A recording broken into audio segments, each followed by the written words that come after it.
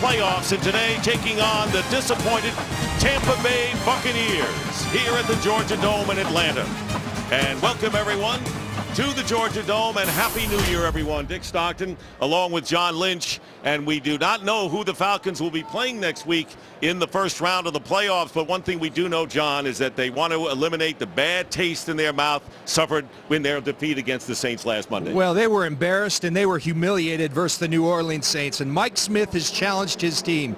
I want to control the line of scrimmage. Let's get this bad taste out of our mouth. The way you do it, you control the line of scrimmage, you get our running game, get Michael Turner going on offense. On defense, that's got to come in the form of the pass rush. That's been inconsistent all year. He wants that done here today. A woeful season for the Tampa Bay Buccaneers. They're riding a 9-game losing streak, and John, frankly, there's no way to sugarcoat around it. Well, it's been a terribly disappointing team. This was a team that many experts, including myself, felt was a playoff team. They started 4-2. It all looked good. It looked very promising. They've gone downhill, lost 9 straight. I thought Josh Freeman hit it on the head when he talked about the motivation for this game. This is the only game that's guaranteed to any of us. I'd be very disappointed if they didn't play well today, as would Josh Freeman. All right, that's a setup for Week 17, and right now let's send it down on the field to the third member of our team, Jamie Maggio. Thanks, Dick. Well, there will be no scoreboard watching for the Atlanta Falcons. I spoke to Tony Gonzalez before the game. He said Mike Smith's message to his team was loud and clear. Take care of this game and build some momentum moving into the playoffs. Well, Tony said himself, you know, we didn't play good football last week. That's something we need to get back to doing. And if we want to get rid of the bad taste from that last week loss to the Saints, the perfect way to do it is to get a win today. Dick, John, back to you guys. All right, thank you very much, Jamie. And scores of significance. The Green Bay Packers have moved in front of the Lions 38-34. They have about 7.5 minutes to go in the fourth. If the Lions lose and the Falcons win, they would be the 5th seed. And they would play at the Giants or the Dallas winner. Otherwise, if the Lions prove victorious, then the Falcons would have to go on the road and face those Saints again, or perhaps the 49ers, because the Rams are challenging them in the fourth quarter of that game. And the kick into the end zone for the touchback. The Falcons getting the ball first. And we're set to go. Matt Ryan, who is the second quarterback in team history for over 4,000 yards, but look at his record at home, 25-4 here at the Dome, and a perfect record here against the Tampa Bay Buccaneers. And Dick, that may be the only huddle we see throughout most of the day. Expect a lot of no huddle. Matt Ryan loves it. Mike Smith loves it. Expect to see it a bunch today. From the 20-yard line, the first play from scrimmage of the game, and no surprise, a handoff to Michael Turner, up the middle, first down, and still going. Practically gets to midfield, 27 yards, with Rondé Barber making the tackle. And what did we say? Mike Smith challenged his offensive line, controlled the line of scrimmage, a big hole for Michael Turner to run through, and he does what he does. He runs through tackles, big yards for the Atlanta Falcons on the first play of the game. Turner coming into the game 6th in the NFL in rushing, and he's not had a 100-yard game since week 11. First down. Again, it's Turner, but this time he is knocked back for a loss of 1 yard. Frank Okam making this tackle for the Atlanta Falcons offense, and we've seen Turner already. And Tony Gonzalez, the only Pro Bowl player for Atlanta, and he has an extended contract, so he'll be around. And this offensive line, we talked about it. Mike Smith wants them to control the line of scrimmage. That means play physically. That's what they do best. And Tony Gonzalez, you talked about that new contract, well-deserved. Playing just like he did in his prime. Outstanding in his 15th year. They spread it out with 4 wide receivers on 2nd and 11, and Ryan going underneath, but Turner drops the ball, and it will be 3rd down and 11. The Tampa Bay Bucs defense, they have allowed 30 points a game. Okam and Miller are starting at defensive tackle today. This linebacking crew, Mason Foster in the middle, they have a lot of promise for him, but this group has been a big disappointment, have not played well this entire season. And the great Rondé Barber, in his 15th year, playing at an incredibly high level. And setting a team record, 225th game, breaking Derek Brooks' record in the Tampa Bay uniform. 3rd down and 11. And the pass is caught by Roddy White. And Roddy White gets to the 33 of Tampa Bay. Elbert Mack makes the play, and the throw was over the head of Tanar Jackson here. And really good pressure on Matt Ryan, kind of a wounded duck out there to Roddy White, but it got there, and Roddy White typically plays well versus these Tampa Bay Buccaneers. Had 9 catches for 140 yards in week 3 when the Buccaneers defeated the Falcons. And a 23-yard gain, and the Falcons threatening with a 1st down on the 32. And here is Jason Snelling, and Snelling, a tough runner, gets good yardage on 1st down, 5 yards on that play. We want to welcome those of you joining us who have watched the Philadelphia Eagles beat the Washington Redskins, and an impressive finish for the Eagles, beating the Redskins 34-10. 2nd down and 5.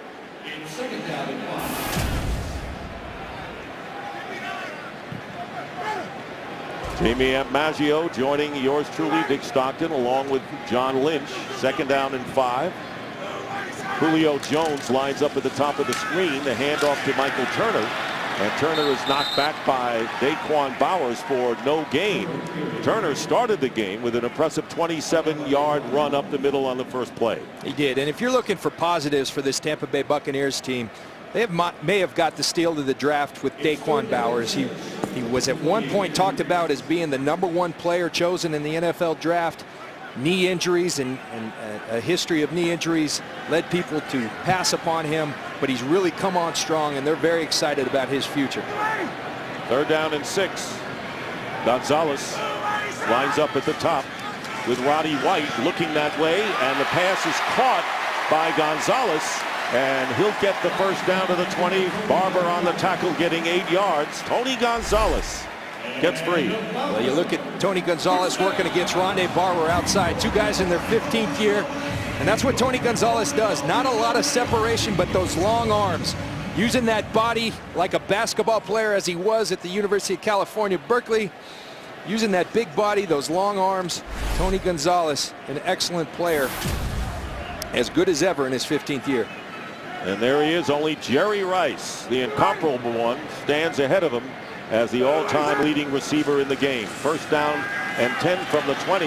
Here's Matt Ryan, goes across to Snelling, and Snelling is hit immediately by 3 Buccaneers, led by Rondé Barber, who's been on several tackles on this first series, John. This is an area for the Atlanta Falcons. Matt Ryan, Mike Smith, they were all very disappointed. They were 0 for 3 in the red zone versus the New Orleans Saints. You don't beat teams like the New Orleans Saints when you're kicking field goals. You got to put touchdowns on the board. That's a big emphasis for this team here today. Mike Smith in his 4th year, and has taken the Falcons to the playoffs in 3 of his 4 years, and the first time they've gone back-to-back. But last week's loss to the Saints was the worst defeat, 29-point loss to New Orleans. This is the 9th play of the drive, and the handoff to Turner. And Turner gets good yards. About 1.5 yards short of the 1st down. Sean Jones, the strong safety, comes up for the Bucs. One thing we're seeing early, Dick, 3-4 games ago, they lost Obi Mahaley, their fullback, to an injury. Jason Snelling is now playing fullback. Typically, we see him as a halfback. Michael Turner asked for a fullback in front of him. Jason Snelling is filling that role. Did a nice job right there on that play.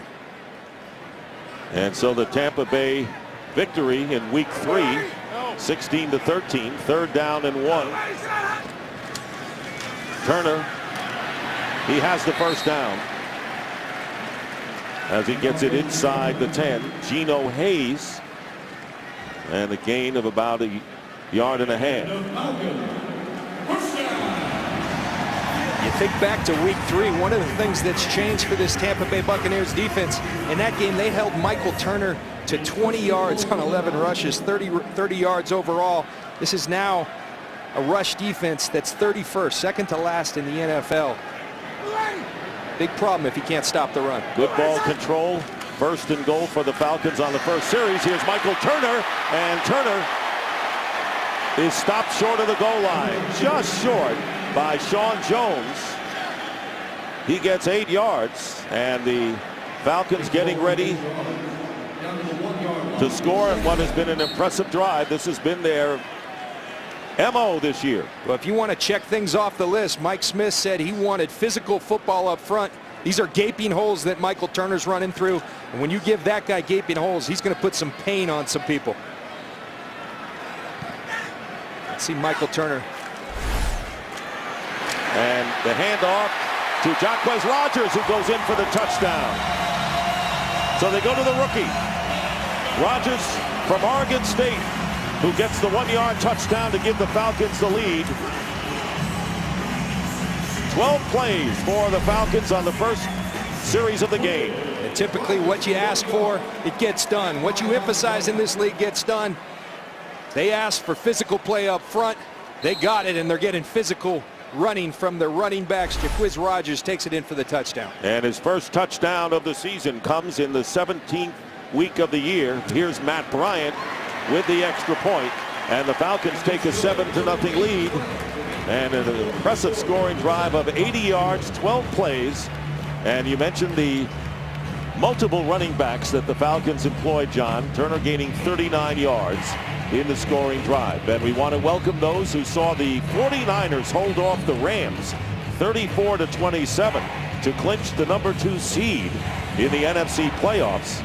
So the New Orleans Saints will be #3.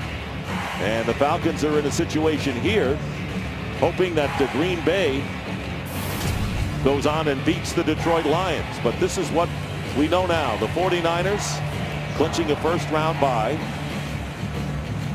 and they'll be the 2nd seed. The Saints will be the #3 seed and will host either these Falcons or the Lions. And the New England Patriots are the #1 seed. They have clinched home field throughout the AFC playoffs by virtue of their 49-21 win against Buffalo. Dick, we were there week 1 in San Francisco, and who would have thunk it? Jim Harbaugh, what an outstanding job he's done with those San Francisco 49ers. How big it is to have a bye and then one game at least at home, and then you're in the championship game. I've been there before. Outstanding job by the San Francisco 49ers. Preston Parker getting ready to return the kick from Matt Bosher. And backing up, and it's kicked practically out of the end zone. So you were talking about the 49ers. No one expected this year. The first playoff appearance since 2002. They are the 2nd seed, so they will be home and get a bye. And their first round bye wrapped up, their first since 1997. Now Josh Freeman. Freeman 1-4 here in Atlanta.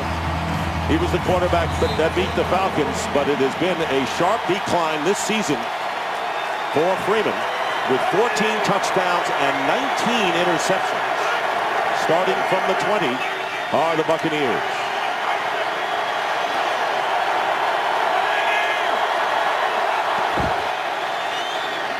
LeGarrette Blount, who was taken out of the game after he fumbled the first play last week and was benched the rest of the way. Here's the rest of the offense. And Desmond Briscoe is starting in place of Aurelius Ben, making his 2nd start this year at wide receiver. Mike Williams has been a disappointment this year. After 11 touchdowns in his rookie year, down to 3. You see Davin Joseph, the right guard, has played outstanding. He made the Pro Bowl. Well-deserved honor for him. 2nd down and 8. Blount has averaged 30 yards a game in his last 4. And on the fake end around, Blount carries up the middle and manages to get to the 24, a 2-yard pickup. And that will bring up 3rd down. The Atlanta Falcons defense, and they're looking for the pass rush. Abraham leads them in that department. And Stephen Nicholas unable to play, so Spencer Atkins makes his first NFL start at strong side backer. It's Dominique Franks, typically the nickel back, who's in for Brent Grimes, who they're resting, trying to get healthy for the playoff run. 3rd down and 6 for the Bucs.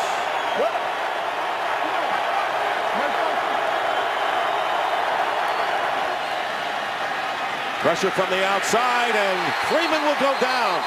Troy Bierman. Falcons looking for that kind of pass rush when they start the 2nd season next week, and a loss of 9. Watch Corey Breerman. He's going to come on a little game inside. He flat out beats James Lee, the backup right tackle. And Mike Smith's got to feel pretty good. He asked for, let's get the running game going on offense. Let's get the pass rush going. 2 things checked off the list thus far in the first drives for the Falcons. You mentioned Lee is starting in place of Jeremy Trueblood at right tackle. So Michael Kanan, the ex-Falcon, punting for Tampa Bay at the 5-yard line. And Eric Weems comes up and will try to run it from the 39. And good field position for the Falcons as they get it to the 46. Time for a game break, and let's join Kurt Menefee. Kurt. Falcons hoping the Lions lose so they can move up that number 5 seed, but the Lions score a late touchdown. Tony Scheffler, 12-yard reception. They lead at 41-38, 2.5 minutes to go in Green Bay. Dick and John, Stafford 5 touchdowns, 477 passing. Matt Flynn, 407 passing and 5 TDs as well. What a shootout in Green Bay. Well, maybe Aaron Rodgers isn't that good. Anybody can do it, right? Somewhere, someone is going to say that, John. You're kidding. I am kidding, believe me. No, I know, but someone may not be. First down and 10 for the Falcons on their 47. With good field position, flushed out of the pocket is Matt Ryan. And Ryan tried to get it to Jones. And if the Lions hold on and win, will be their first victory at Lambeau Field since 1991. And we talked about the 49ers and what they achieved. How about the Lions as well? A great job by Martin Mayhew, their general manager, their head coach Jim Schwartz, and Matthew Stafford. What a season he has had, a shootout up there in Lambeau. Here at the Georgia Dome, second down and 10. Falcons lead the Bucs 7-0 from the Atlanta 47. And the quick pass to Jones. And Jones is upended by E.J. Biggers after picking up 6, but a flag is back down at the line of scrimmage. Passer, number 71, 15 yards, touchdown. And Michael Bennett with a personal foul, 15-yard penalty. Michael Bennett's really played well for these Buccaneers. The Buccaneers bring pressure. One guy's free. Matt Ryan throws hot off him. And when you get those helmets to the head forcibly, they're going to call that every time. Good call by Scott Green. Whether it's an arm or a forearm, you go to the helmet, you know you're going to be in trouble. Absolutely. Penalty-wise. So now a first down after the penalty to the 32. Under 6 minutes to go in the first quarter.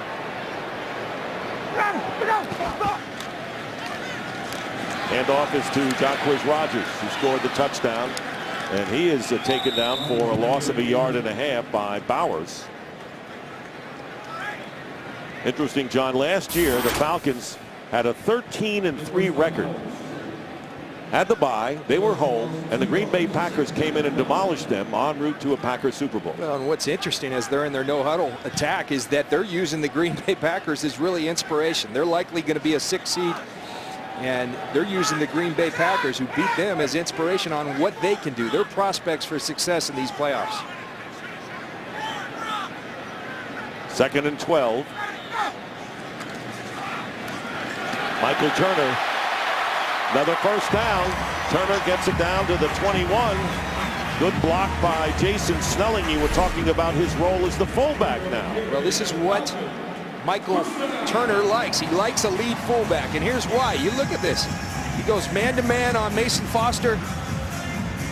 That hole parts big time, and I'm telling you, get this guy, this big boy running, Michael Turner. He's going to do some damage. This is all good. Good signs for the Atlanta Falcons. What they emphasized all week is getting done early. Great job of executing their game plan. That was a 13-yard gain and 52 yards all told. And a first down, double tight end for the Falcons. And off the hands of Michael Palmer, out of bounds, bringing up second down. And in the red zone, I really feel like this should be a strength for the Atlanta Falcons. And you know, one thing I feel is you shouldn't have Julio Jones on the bench here. I mean, sometimes you got to rest your players, but this guy, I think, has developed into a player who's a game changer. I think he could be the wild card for this team in the playoffs. But when you have Julio Jones on the field, all of a sudden you can't double Tony Gonzalez. You can't double Roddy White. You want to be in attack mode there. Absolutely. Second down and 10. Turner shakes off one prospective tackler, and Rondé Barber manages to get a piece of him, but not before a 4-yard gain to the 17. And there is Julio Jones coming back into the game. They paid dearly for him to be the big breakout wide receiver to go deep for this offense. And I think it was worth every draft pick, every penny, however you want to say it. Look at his last 3 games. He's getting healthy. He's getting familiar with the offense. They're able to move him around. We see him in the slot right now. That wasn't happening early. This guy's a difference maker. A great addition for the Atlanta Falcons. And Rondé Barber watching him on 3rd down and 6 for Matt Ryan. Almost got hit from behind, but there's Jones. Jones still on his feet. Touchdown Falcons.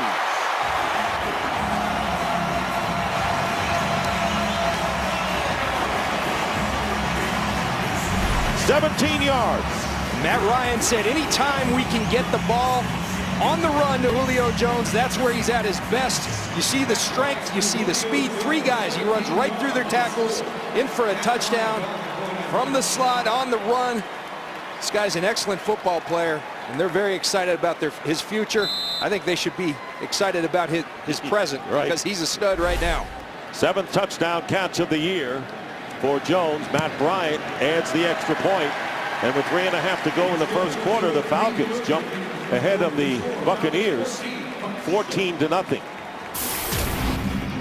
Julio Jones, 5th touchdown in the last 4 games, and as we go back to school to really learn something about football from you, John, Julio Jones and where he is out on the field, so key to this Falcon team. Well, you look at him, they move him around now, and look at these strides. He's reminiscent of Calvin Johnson to me, the way he eats up ground with these strides. You put him in the slot now versus the New Orleans Saints. His big body, you can back shoulder him. Matt Ryan, that kind of accurate quarterback, and this looks very familiar. It looks like the play they just scored on. Little drag route, shallow cross across the middle, and you use that size, you use that speed. This guy's a weapon. As I said, I think he might be the difference in the playoffs. If they can get him hot, you couple that with Roddy White, you couple that with Tony Gonzalez and Michael Turner, and here it was. That looked very similar to that play in Jacksonville. Big target, great with the ball after the catch. Big-time player, Julio Jones. And 3 Buccaneer defenders could not bring him down. And he has an outside shot with a huge game today of going over 1,000 yards. And there is Bennett showing the frustration that has been surrounding the Buccaneers for the last 9 games and this game as well. Preston Parker coming out of the end zone. And Parker returns it to about the 17-yard line. Bierman making the tackle on special teams, a 19-yard return. So the Atlanta Falcons, talk about getting the bad taste out of the mouth. So far they're doing it. They use some good mouthwash because they're playing well. And you talk about execution. This is execution. Now, they're doing it at the expense of a defense that has struggled mightily. This is a Tampa Bay defense, an organization that's proud of the defense they've played over the years. They may set a record here today if they allow 25 points for the all-time points allowed. Not a good record to be setting for the Buccaneers. You played for a team that was known for its defense in Tampa Bay. Freeman on 1st down and going deep, and it's picked off.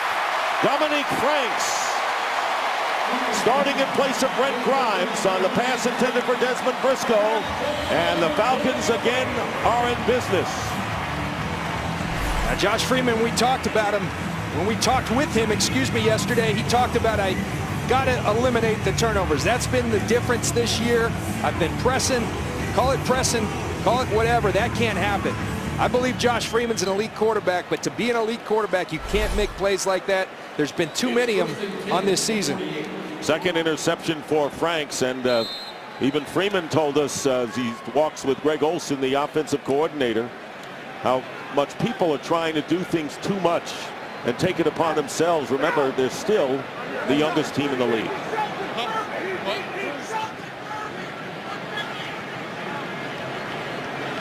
First down for the Falcons on the Bucs 48. They go play action, and they go deep. Jones, and Jones winds up with it. He gets in.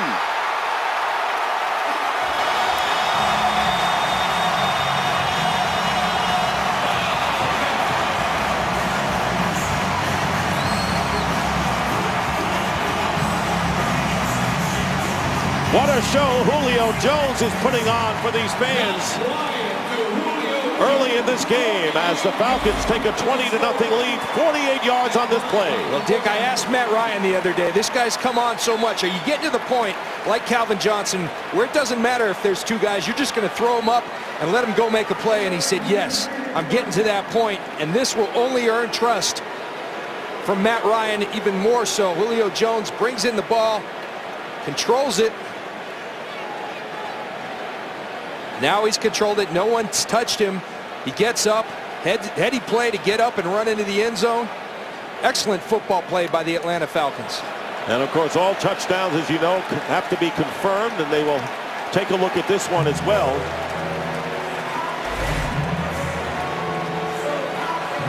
Scott Green, the referee, taking a look at the replay. Dick, the reason I say Julio Jones worth every penny, we're seeing it.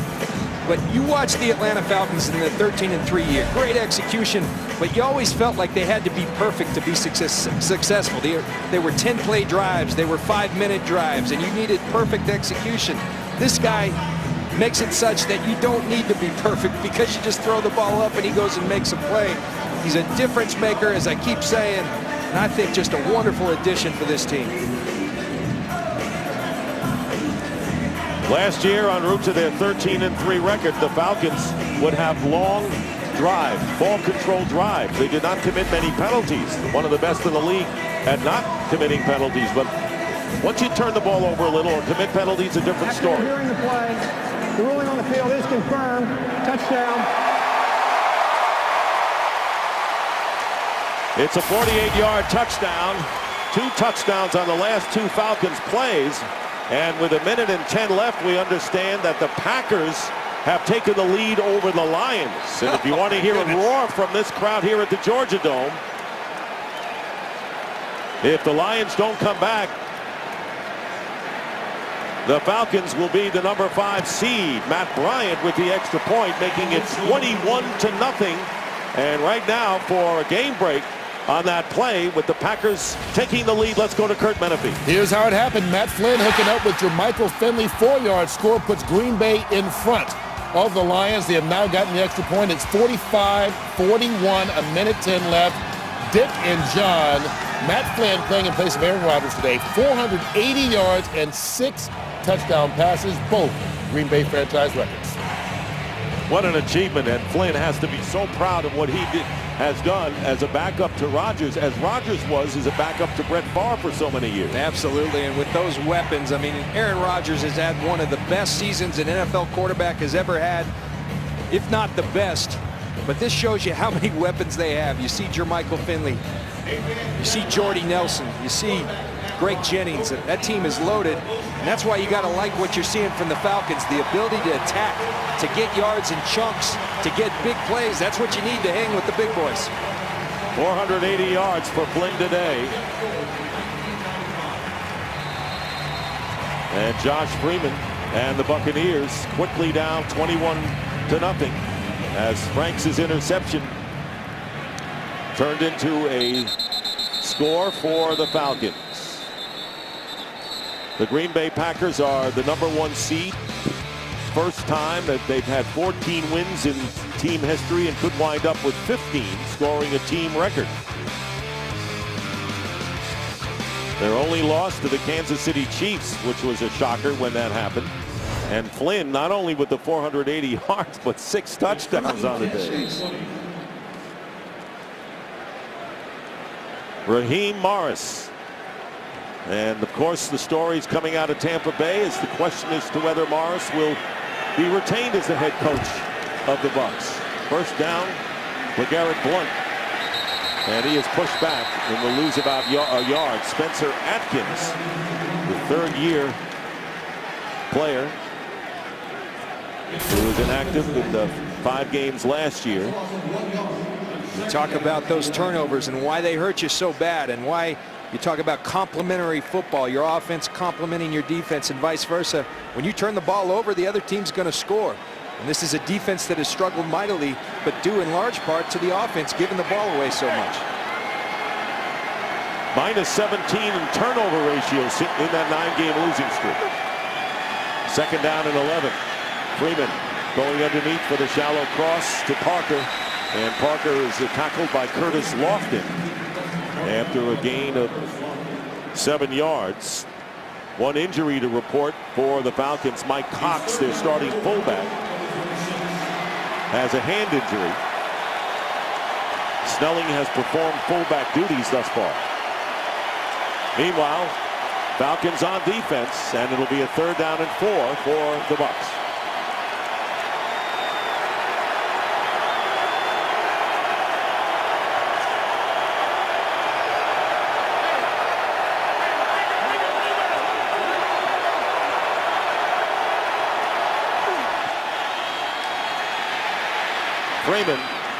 Freeman finds his tight end Kellen Winslow, and Winslow with the first down, getting 4 yards, the first down of the game for Tampa Bay.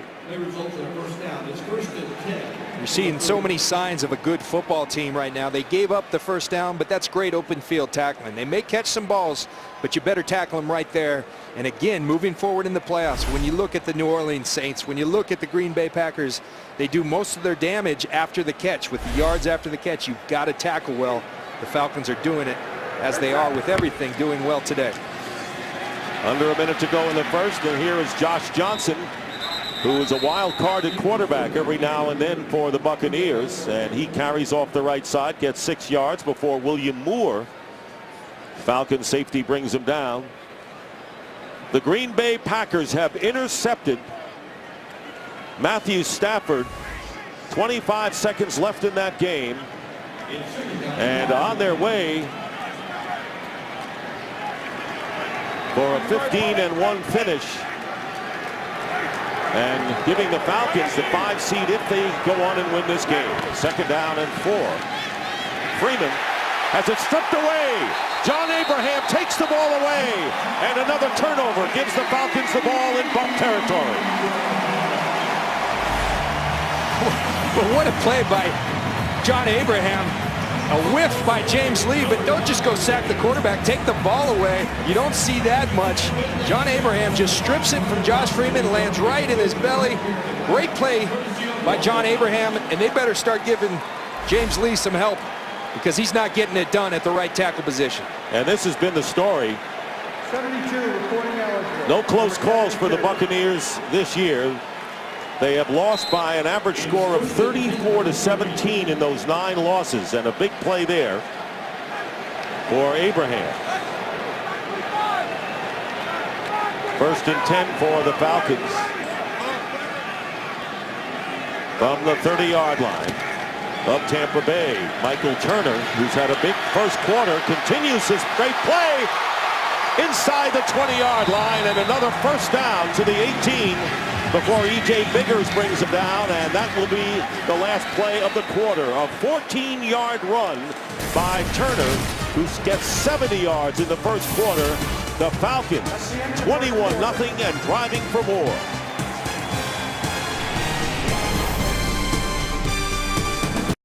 The NFL on Fox.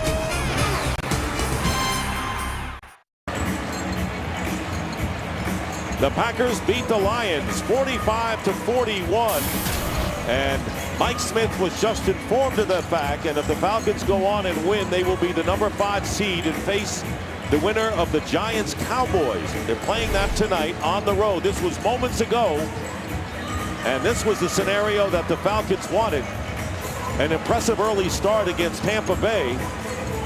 They don't want to put this game in doubt and have the Lions lose. And that's exactly what's happened thus far, John. Dick Stockton, John Lynch, Jamie Maggio as we start the second quarter. And the Falcons on the 16 of the Bucs and leading 21-0. And I got to tell you, if you're the Falcons, you keep the pedal to the metal. This is good mojo going into the playoffs. You keep playing till your coaches take you out. And if you're a coach, you keep playing aggressively. You keep calling. You go on the attack mode. First down, Michael Turner, and he gets in 15. And right now for a game break, Kurt Menefee will tell you how the Packers beat the Lions this afternoon. Yeah, the door's open for the Falcons with this. Matthew Stafford trying to lead the comeback. Not on this one, overthrows everybody. Sam Shields picks it off, and that's the game, folks. Green Bay wins it 45-41. The Lions finished 10-6, so as you know, with a victory, the Falcons can overtake them for the number 5 seed. Dick and John. All right, thank you very much, Kurt. Excitement in week 17. Meanwhile, 2nd down and 7 on the 13. Again, they give it to Turner, and Turner is going to get a first down to the 5. Looked like he bobbled it when he was first given the ball as Jackson and Ocam combined to bring him down 1st and goal. Well, this is a combination of strong running and bad tackling. And bad tackling is what gets you 9 straight losses. But that's also that kind of strong running. You see him run right through the tackle, the whiff of Quincy Black. That's kind of running. That is going to bode well come playoff time. They got to go to Lambeau. They got to go out to San Francisco and maybe have some inclement weather. That's why it's so important to have that running game going. And they're moving. After the shift is Michael Turner, 1st and goal. And here's Turner. And Turner gets about a yard with Michael Bennett making the tackle. And I don't care what you say, the Atlanta Falcons, who wanted another shot at the New Orleans Saints, would rather play the winner of the Giants and Cowboys. Wouldn't you think? Wouldn't you think? Yeah, you want the Saints, but maybe not next week. You know, let's go take the Cowboys or the Giants, who have had their problems this year as well. Those Saints, they're beasts right now. They're playing as well as anybody in this league. Sam Baker, number 72, is an extra offensive lineman now for Atlanta. It'll be 2nd and goal, and here's Turner again, driving to the goal line, and again stopped short by a yard. Quincy Black, the strong side backer, as Turner picks up 3 yards and now has gained 85 yards already in this first half. Being out at practice for the Falcons this week, the message every coach, every player was saying, the theme of the week was finish, finish, finish. And that's what you see on each and every play. These Falcons players playing hard to finish it. They need to finish this drive right here with the touchdown. And by the way, Mike Cox, who went out with a hand injury, is back in there now for Atlanta. 3rd down and goal. Here is Turner. And Turner, no signal given. And again, the Buccaneers stop him from going over the goal line. Good defense by the Buccaneers. Strong up front. Albert Hainsworth. See if that did indeed get in. I think he is just short.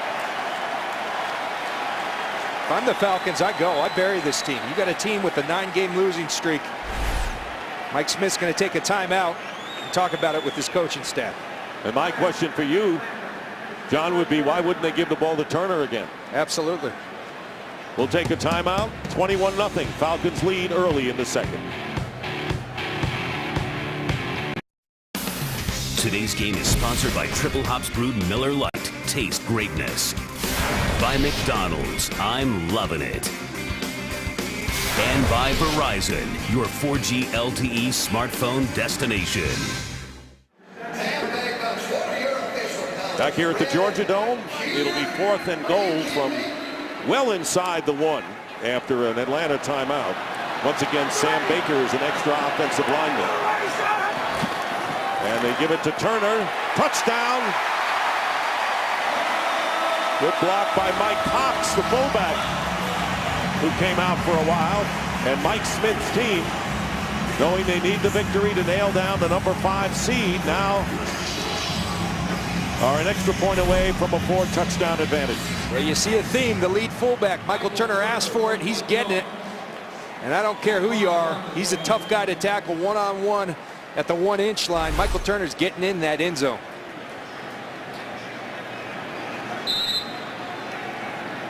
$86 yards for Turner. And here's Matt Bryant.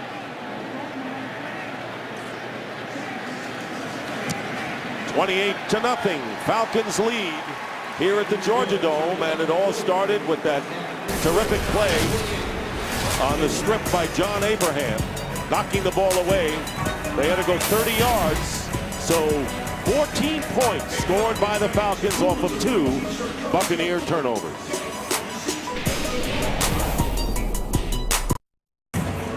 Just gets worse for the Buccaneers. Now have allowed the most points in franchise history, 477, and we're only early in the second quarter here. And my partner, who was given up the active play a long time ago, but was a staunch defender for many proud teams for the Buccaneers, as Preston Parker brings it out to the 20-yard line. Well, the Bucs coming out again in a 28-0 deficit. Today's game is sponsored by Chevrolet and their award-winning cars, trucks, and crossovers. So, John, to see those numbers defensively for the Bucs, huh? Well, it's disappointing, you know, because I was here in the early 90s, in Tampa in the early 90s. There were some bad football teams.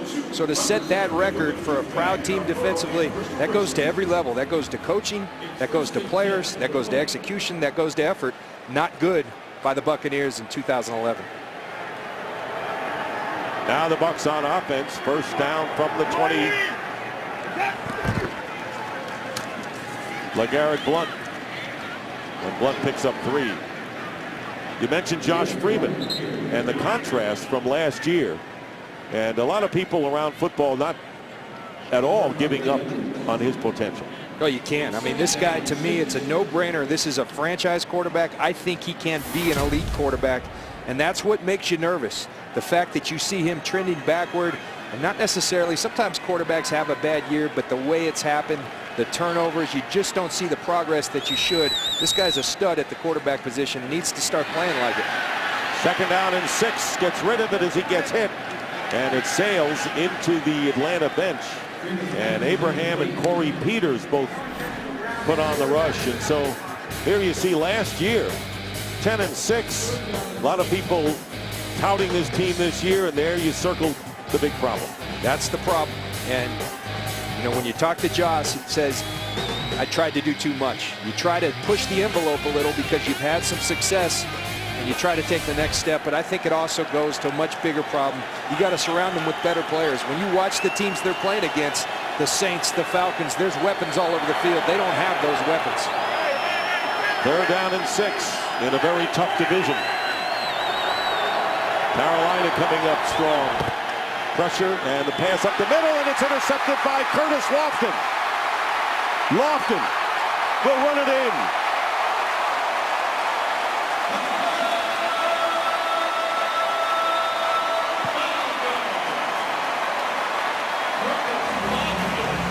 For the Falcons, this may get as high as it gets. For the Buccaneers, this may get as low as it gets.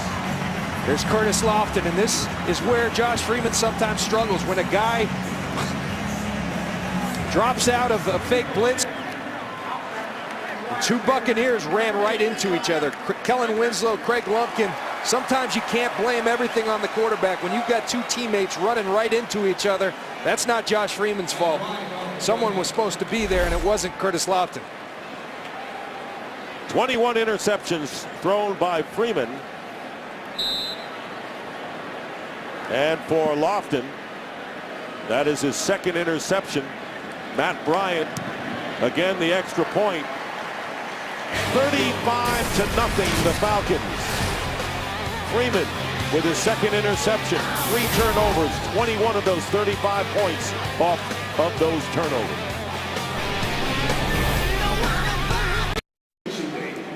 You see Kellen Winslow and Craig Lumpkin. That's why Josh Freeman was upset. Watch right here in the middle of the screen. They're running a rub route.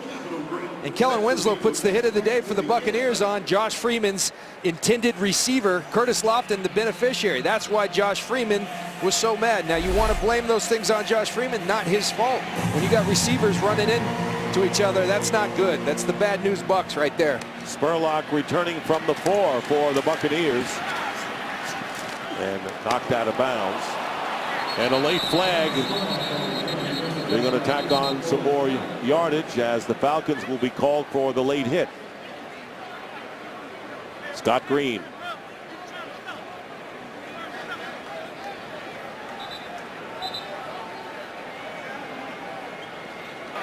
Personal foul, unnecessary roughness, number 52, 15 yards from the end of the run, first down. Penalty is against Akeem Dent, so a 12-yard return plus 15, and there is Freeman and Kellen Winslow talking it over. Rough year. Today's game on Fox is sponsored by Southwest Airlines. Find our fares online only at southwest.com. Here in Atlanta, the Buccaneers will have a first down on their 31. 35-0, the Falcons lead. LeGarrette Blount edges forward for a pickup of 2.5. Beret Jerry. Brian Van Gorder, the defensive coordinator for Atlanta. How their defense doing so far? Well, pretty impressive. They have 3 takeaways in which the Falcons have scored 3 times. Only 11 yards given up. That's less than a yard per play. And Lofton with the interception return for the touchdown. Penalty flag. You know, Dick, one of the things we talked to Josh Freeman yesterday, we asked him, do you want to keep playing for Raheem Morris? He said, I love playing for Raheem Morris, but it comes to a point where you got to stop talking about it and you got to start showing it. And we haven't shown it, and they certainly aren't showing it there today. False start penalty against Tampa Bay. Correction. The penalty is declined. It'll be second down. So they'll take the down, and there's Rondé Barber heading into the locker room. And interesting this week is Barber. Question is, will he come back for another year? And was talking about Raheem Morris and perhaps his future. Second down and 9. Freeman's pass is caught by Kellen Winslow. And let's see now. Another flag is down. After the 5-yard pickup, William Moore, maybe a helmet-to-helmet here. There is no foul for unnecessary roughness. The receiver was a runner when he was hit. Third down. Well, that clarifies it. And that's a good job by the referee, because he is not a defenseless player right here. And it wasn't helmet-to-helmet. It was shoulder-to-helmet. Kellen Winslow became a runner, and with a runner, there is no helmet-to-helmet. There is no shoulder-to-helmet. And Mike Smith's making sure that William Moore knows, as does the rest of their team, because that can hurt you in the playoffs. And, of course, the story with Curtis Lofton last week with the helmet-to-helmet penalty in New Orleans. Third down and 4. Here's Freeman getting the rush.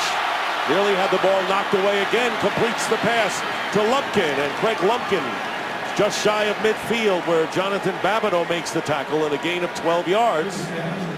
Good pressure that time by John Abraham, who already has a sack and a strip.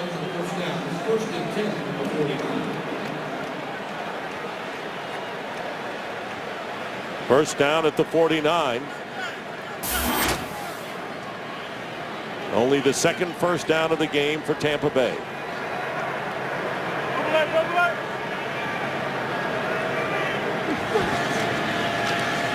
Freeman's pass caught and knocked away, and it's picked up by William Moore. And still on his feet, Moore. He forced the fumble and picked up as well. And the Atlanta Falcons get the ball back. Another turnover here. Outstanding play by William Moore. Attacks the football. Kellen Winslow holding it loosely. He fumbled last week, fumbles again here today. William Moore strips the football, picks it up and runs. Atlanta, everything's going right. And for the Tampa Bay Buccaneers, everything's going wrong.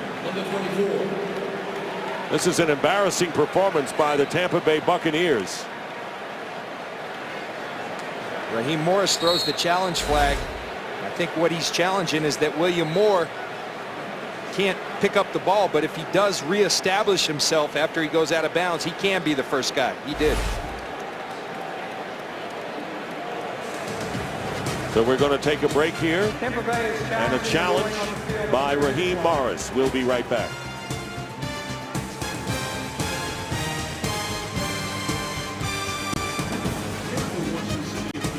Today's game is sponsored by Bud Light, the official beer sponsor of the NFL. Here we go. Ruling on the field that there is a fumble and a recovery by Atlanta. Tampa Bay is challenging Mike Pereira. How about William Moore on this play? Well, you got a lot to look at here. You got to look at, is it a catch? You know, he's got 2 feet clearly down, really makes a football type move, ruled a catch and a fumble, so I think that part stands. Then you've got the recovery here. Now he's got to get both feet clearly down on the field to play. Left's down. Now before he touches the ball, you got to get the right foot completely down in order to make this a recovery. You know, it's kind of one of those you look at and watch again. We'll take a look at here. And this is undoubtedly, since they probably established it as a catch, this is they're going to look at left. Now the touch in relation to the right foot hitting down. This is a look that they have to come up in 60 seconds. They have to review both of these things. In my mind, the longer that they're under the hood, and again, take a look here, I think that really that touch comes almost at precisely the same time that the heel hits the ground. That's not 2 feet completely down. So, you know, in my mind, I think they're probably going to reverse this and leave it as a catch, but make it a fumble out of bounds and give the ball back to the receiving team. It is one of those that's pretty close, though. So clearly, you've got to get both feet down, not just the heel. You got to get that other foot down before you recover it. Right, that's the whole thing. 2 feet completely down. And as you said, Mike, and we thank you very much for your input. Long time under the hood for Scott Green. Here he comes. After reviewing the play, the receiver had possession of the ball. However, the man that recovered the ball had not reestablished with both feet back inbounds prior to touching the ball. It was touched simultaneously. Therefore, it is a ball touched out of bounds. It will be Tampa Bay's ball, 2nd down and 19 on the 41-yard line. Well, Please reset the game clock to 8:51. Well, Mike was right that he didn't get both feet down clearly before he picked it up, and he was right about long time under the hood. They're going to reverse this thing. And that's why I thank the dear Lord for Mike Pereira every night as I go to bed, because he knows there's a lot going on here, and he explains it so well.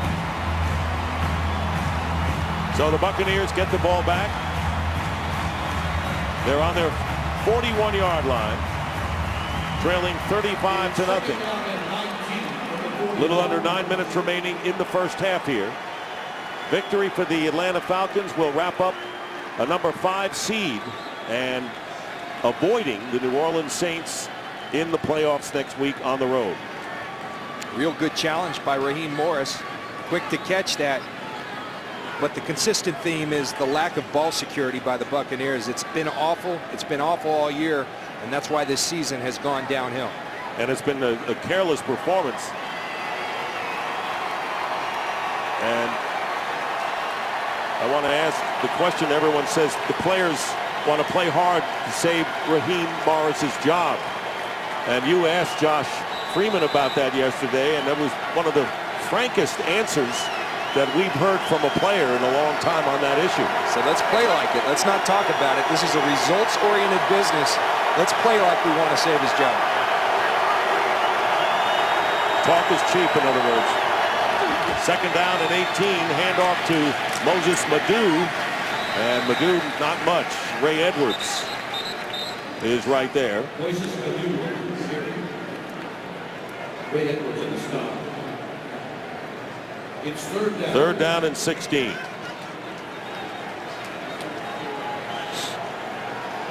This 3rd down defense is something that the Saints absolutely torched the Atlanta Falcons on last week. 8 of 8 in the first half.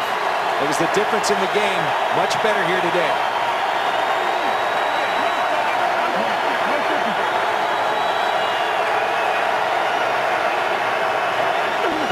Third down and 16, up the middle, untouched. And getting rid of it and managing to get the ball to the line of scrimmage as William Moore came in untouched from the safety position. Time now for a game break. Kurt Menefee. Well, a win by the Broncos over Kansas City, and they clinched the AFC West. So on 3rd down, Tim Tebow trying to work his magic. Scrambling, but it doesn't happen this play. He fumbles the football. Chiefs holding on to a 7-0 lead. If Denver loses and Oakland wins the West. Dick, John? All right, San Diego is leading Oakland 14-10 with about 6 minutes left in the half. Michael Kanan will kick it away, and Eric Weems. And a fair catch called for by Weems at the 13. So Eric Weems will be a Pro Bowl alternate after the 42-yard kick. Happy New Year. 35-0. Falcons will be back.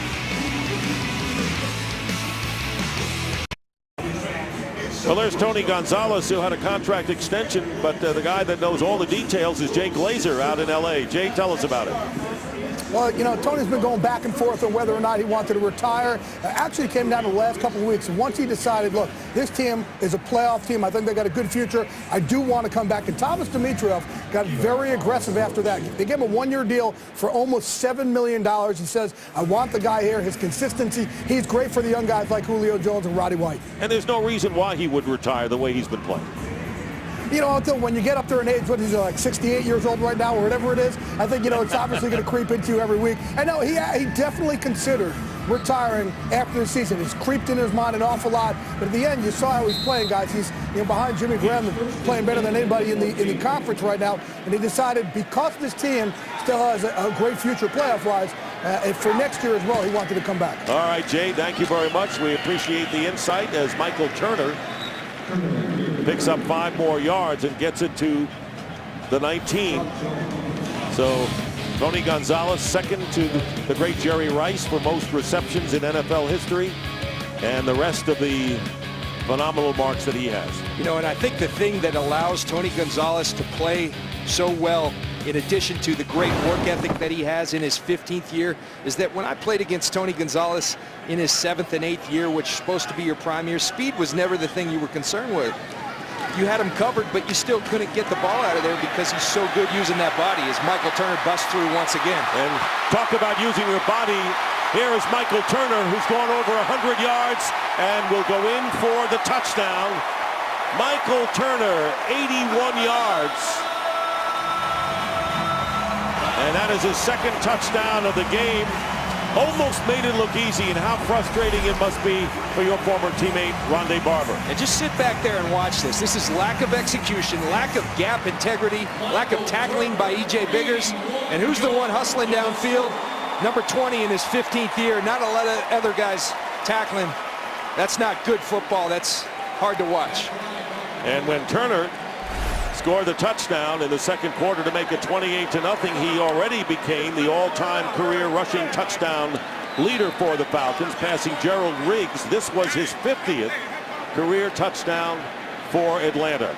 And Matt Bryant, been a busy man, kicking the point after, and he does it again.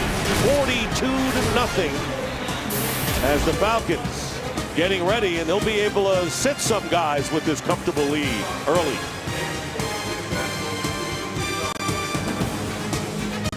For Michael Turner, his 172 yards is the season's high for him, and 81 his longest run as a Falcon.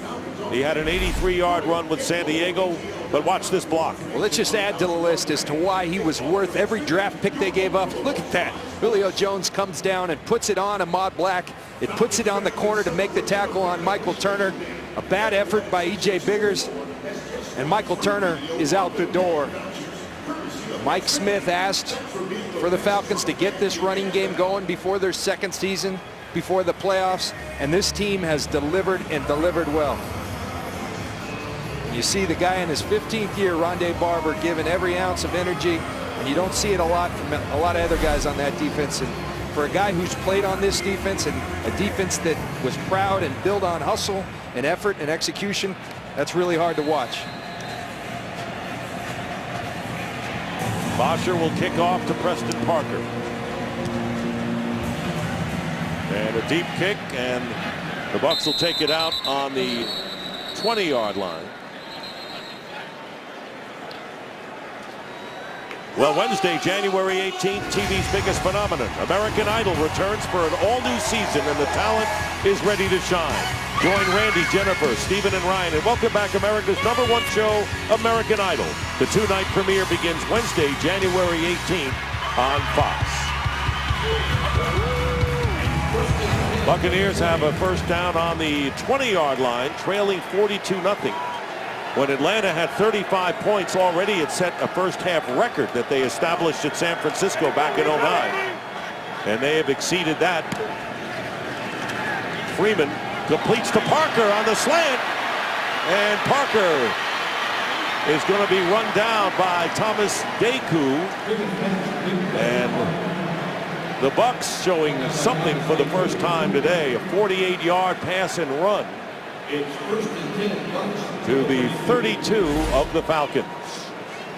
And this is where Josh Freeman's at his best. You spread a defense out.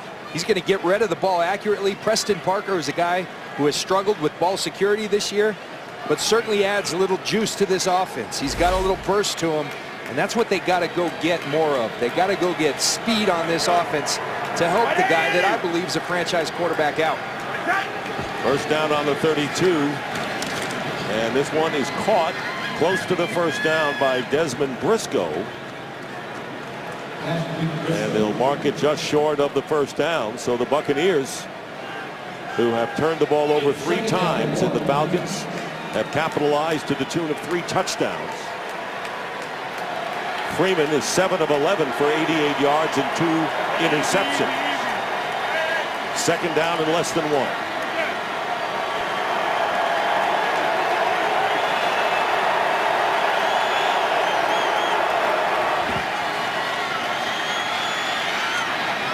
They have the first down. Craig Lumpkin to the 20. Time for a game break. Here's Kurt Menefee. A Bengals win, they clinch a wild card spot. A Baltimore win, and they clinch the North and the 2nd seed. Ray Rice giving it to advantage Baltimore right now. 70 yards on the touchdown run. Ravens lead at 10-3. About a minute and a half to go in the first half. Dick and John, they gave it a little closer than yours. All right. And the Jets needed somewhat of a miracle, a win and 3 teams losing, but the Jets lost to Miami 19-17. And what a fizzle at the end of the year for the Jets. Here's Freeman, and caught and hit hard is Kellen Winslow. Thomas Deku putting on the hit on Winslow, who manages to hold on and get 13 yards and a first down inside the 10. Nice job by Josh Freeman delivering a strike, and another strike by Thomas Deku. A legal hit, a hard hit. Kellen Winslow does a nice job of holding on to that ball. He's going to be sent to the sidelines. I like these safeties for the Atlanta Falcons. William Moore and Thomas Deku playing at a high level. And with a win, they will play the winner of the Giant Cowboy game on the road next week in the wild card.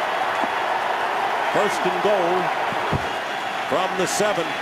And losing the ball is Freeman. He recovers his own fumble after John Abraham tackled him from behind. What a half for Abraham, who already has stripped the ball away from Freeman. Well, they tried James Lee. Now they've tried DeMar Dotson, and it doesn't matter. John Abraham's running right through them, and so what do you have to do? You have to adjust. You have to chip. You have to give that right tackle help. Your starting right tackle is hurt. You got to give him some help, or your quarterback's going to get killed. Meanwhile, the Falcons are called for an offside penalty. What a career for John Abraham. Second amongst active half the players. distance to the goal. Still first down. And Jason Taylor, who will hang him up after today's game. So the 4-yard penalty would be first and goal at the 3, and it takes away that sack by Abraham. And you're right about Jason Taylor, a great one who finishes out on top. Freeman gets it to LeGarrette Blount. Lost his footing, was backed up, didn't have a good balance at all, and Deku came in. And now they knock them back to the 10-yard line, a loss of 7. You know, these Atlanta safeties, they were both really disappointed that they left some interceptions out there. You see Thomas Deku right here. Good execution by the Bucs, but LeGarrette Blount trips over his own feet. And you love the defense. You love the attacking style of these Atlanta Falcons here today. I think that's the mentality The idea that they've got to enter these playoffs, go on the attack. That's how you compete with the best teams in the league. They're trying to set a tone for next week. Second down and goal, and this one is caught by Parker inside the 5, and the forward progress will be at about the 3-yard line. Chris Owens, Deku, and Dominique Franks, so an 8-yard gain. And it'll be third down and goal. The ball placed at the 2.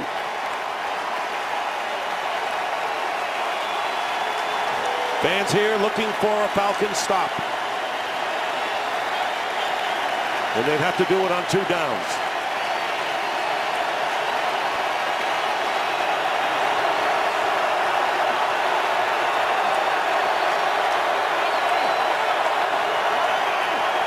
Lumpkin going in motion.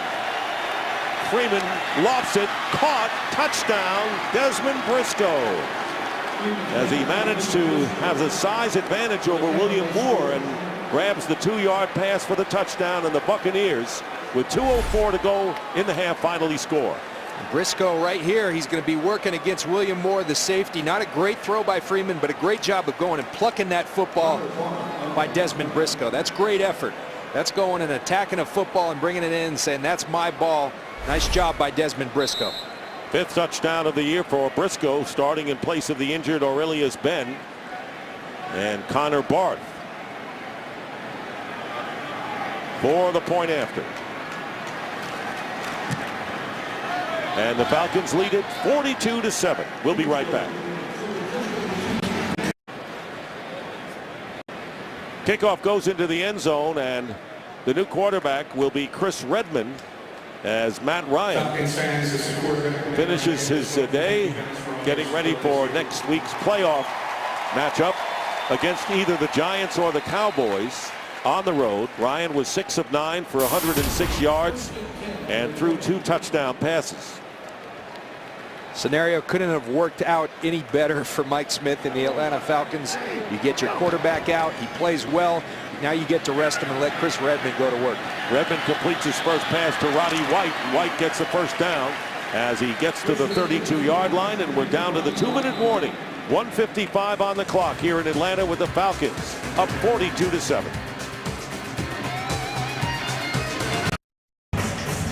And while Matt Ryan was in there, he became the all-time Falcon leader in passing yardage, moving past Jeff George. Those are the only 2 who have gone over 4,000 in their careers, and Matt Ryan surpassed that. And Chris Redmond, who has been a very reliable backup. Every time we have seen him come in a game, he has been very poised. 1st and 10. And the end around to Julio Jones. And Jones getting 9 yards.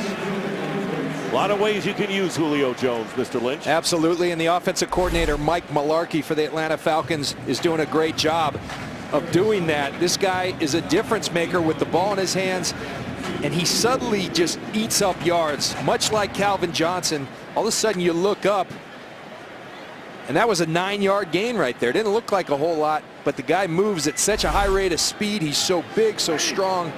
He's a chunk yard guy, and valuable to this offense. 2nd down and 1. Jason Snelling close to the first down. He may have it. Albert Hainsworth making the stop. Mike Mularkey, who is the offensive coordinator of the Falcons, blessed with having Julio Jones. As well as Matt Ryan, who's had an outstanding year, as we just saw by that record. This is their second charge timeout. And a timeout. 30-second timeout. Charged to the Falcons. They have 1 remaining. It is a first down.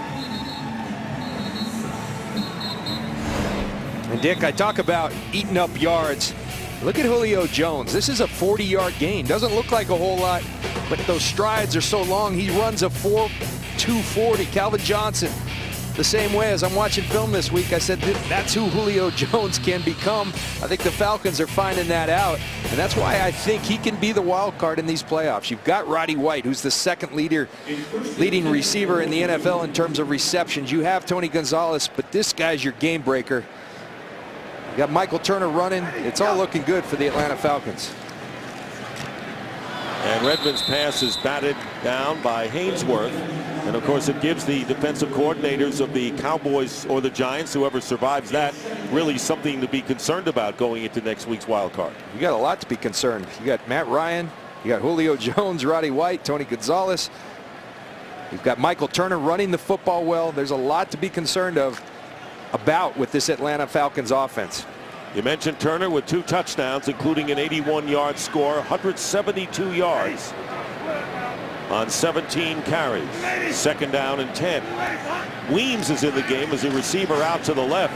And this pass is caught by Michael Palmer, the tight end. Makes the catch at the 48-yard line of the Falcons, with Elbert Mack making the stop. Under a minute to go in the half. Falcons pick up 6. Redmond,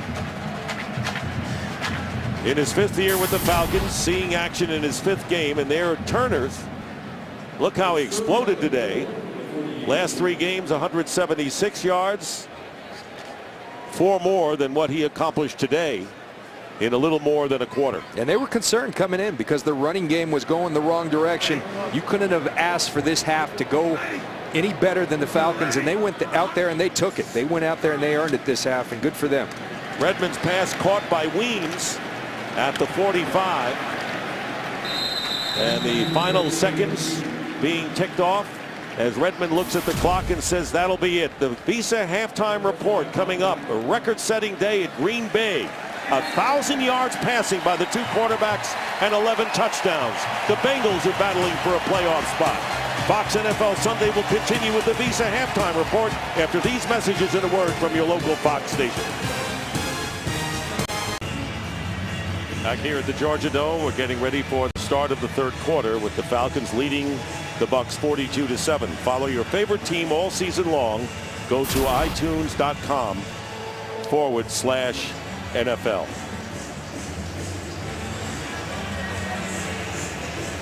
Falcons will be kicking off to the Buccaneers as we start the 2nd half. Josh Freeman completed 13 of 17 for 99 yards, 1 touchdown, 2 interceptions, and as we've seen, not all his fault on the picks. Not at all.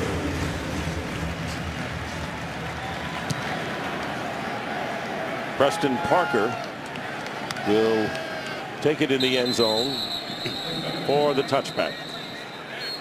Obviously, the Atlanta Falcons, John, are a very impressive first half. And people might say, well, this is not a playoff team, to say the least.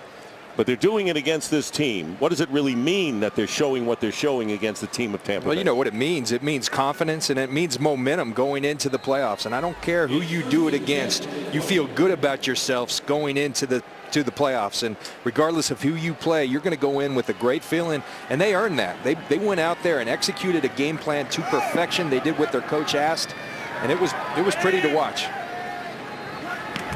Freeman, the quarterback, and the first pass incomplete.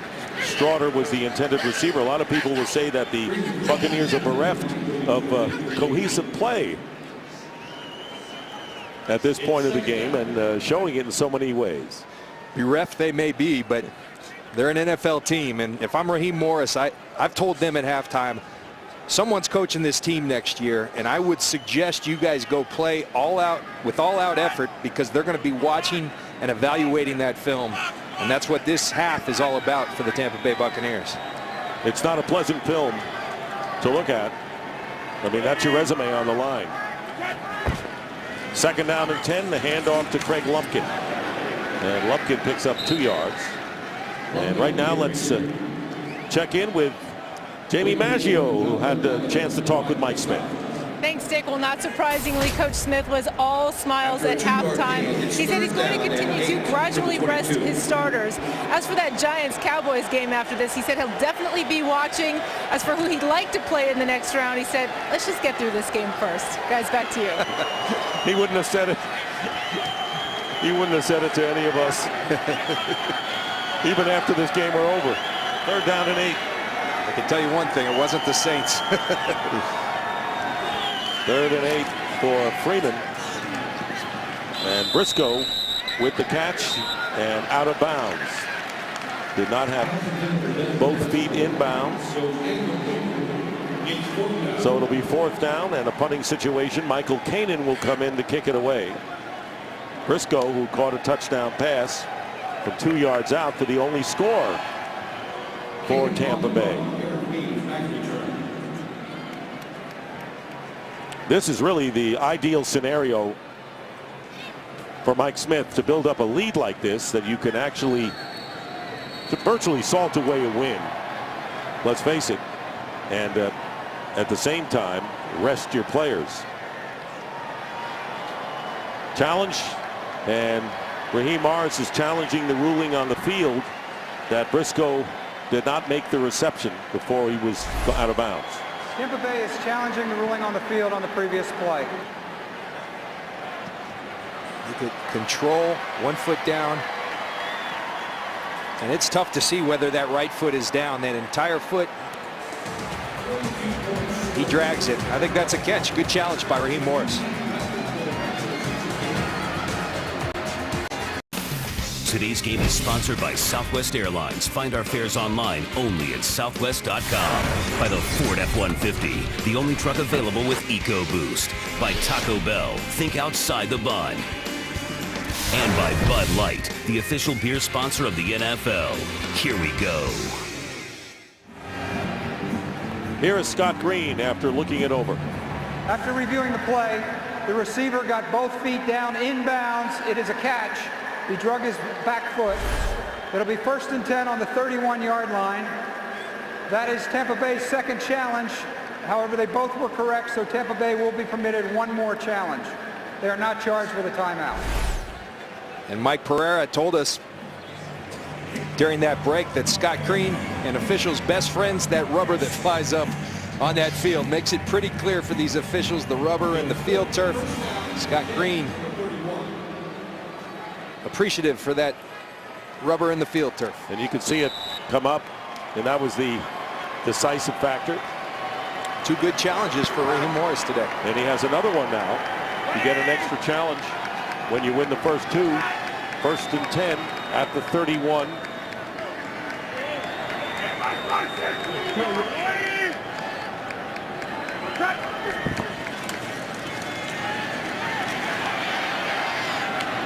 This one is caught by Briscoe, and he goes out of bounds at the 35, getting 4. Now, Dick, I've been in these situations before when you're playing games as the Falcons go into the playoffs, and this is part of being a professional. And believe me, the thing to do, the best thing to do, is go out there and play just as hard as you did in that first half, because everybody wants to stay healthy. The way you stay healthy is by playing full speed. You let Mike Smith take care of taking players out. You continue to play, continue with that foot on the gas pedal. 2nd down and 6, and the starters are still in there defensively for Atlanta. Freeman drills it, and nowhere near Briscoe, thrown behind him, and Chris Owens got a hand on it. So it's 3rd and 6. One of the things we talked about, the consistent pass rush or lack thereof for the Atlanta Falcons this season. It bit them versus the New Orleans Saints last week, particularly the lack of finish. Mike Smith said, listen, John, we believe in a rotation during the year, but come playoff time, we're going with our best rushers. He thinks that will help generate a more consistent pass rush. The other thing I've seen is much more blitzing than the Falcons have done in the past weeks. It's been effective for them. 3rd down and 5, and they've really done a good job against the run, which had been a problem last week when they gave up 164. 3rd down, Freeman, and dropped by Lumpkin, and he was well covered by Sean Witherspoon. Buccaneers have only 19 yards rushing in this game, but here's that last one. Well, if you're struggling to get a pass rush, go ahead, bring that blitz. William Moore does a nice job of disguising it. You put them in a situation where they got to make one-on-one catches. There's some execution involved with that. Nice job by Brian Van Gorder and this defensive staff putting together a great game plan, and the players are executing it flawlessly. Michael Kanan kicking to Eric Weems. He'll let it go, and it stops inside the 5, and the Buccaneers will down it at the 5-yard line. And that's where they'll take over early in the 3rd quarter. 42 unanswered points to start the game for Atlanta.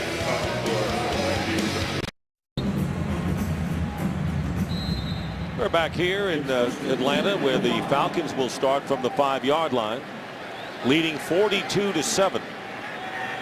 3 touchdowns off of 3 Buccaneer turnovers. Chris Redmond handing off to Jason Snelling, and Snelling picks it out to the 8 where Roy Miller makes the tackle. What a year for passers, especially Drew Brees and Tom Brady. And you could throw a couple of more in there, beating Dan Marino's record. Brees and Brady. Brees did it last week against Atlanta, and Brady also today against Buffalo. A record that had stood for a long, long time. And that's what this league has come to. And that's why that quarterback position is so critical. That's why the Falcons are fortunate to have a guy like Matt Ryan playing at the level he's playing at. And here is Redmond's pass, and Roddy White was the intended receiver. Knocked down. Might have been a catchable ball for Roddy White. How about the New Orleans Saints, the 3 seed? And we've been talking all year long that if anyone can beat Green Bay in the playoffs, they have the firepower to do it. They certainly do, and they got the quarterback to do it in Drew Brees. And as good as Aaron Rodgers has been all year long, Drew Brees of late has been just as good. The Saints defense has started playing better football. The Saints are going to be a tough out. Now the Saints are going to have to go on the road at some point during this playoffs. Pass is caught. Roddy White battles 2 defenders and gets the first down as he goes out of bounds at the 24. 16 yards for Roddy White. And expounded on that with New Orleans. They'll be at home next week. Take on all comers. They are tough to beat in that dome. We've been there. But then if seeds follow, you have to go out to San Francisco, who's playing great defensive football. You wonder if San Fran can score with the New Orleans, and then up to Green Bay. But the one thing the Saints are, they're equipped. They can run the football just as well. Redmond's pass incomplete. Now the 49ers pretty impressive at home at 7-1 this year. And you just may have hit the nail. Can the 49ers keep up offensively with what the Saints can do with all their weapons? And it just makes you wonder, because these offenses of a Drew Brees, of an Aaron Rodgers, Matt Flynn, they're so potent, you're going to have to score touchdowns. You wouldn't have said Matt Flynn last week. I'm saying it now. 6 touchdowns. 480 yards. Know what you mean. 2nd down and 10. On the 24, Rodgers up the middle. And Rodgers is stopped by Biggers. Rodgers scored the first touchdown of the game for the Falcons. For Roddy White, he gets a record today. And with a smile on his face, comes back into the lineup. Roddy White, he takes some heat around here in Atlanta because he dropped more passes than anybody in the league. But sometimes, don't be too spoiled, fans. This was a guy coming into today, number 2 in the NFL, only behind Wes Welker in receptions, 8 touchdowns on the year. Number 1 in the NFL on 3rd down. This guy's an outstanding player. And I think they're lucky to have him. Career franchise record for most receiving yards for Roddy White. Redmond gets out of trouble and manages to flip it for a short gain to Jaquez Rodgers. Elbert Mack makes the tackle, and Roddy White is 1 catch away from 100 receptions this year. Remember, Roddy White, Pro Bowl performer last year, and as Matt Ryan told us, he makes a lot of plays that people don't make when he's out there. 4th down, Matt Bosher will kick, and Michael Spurlock back deep for Tampa Bay.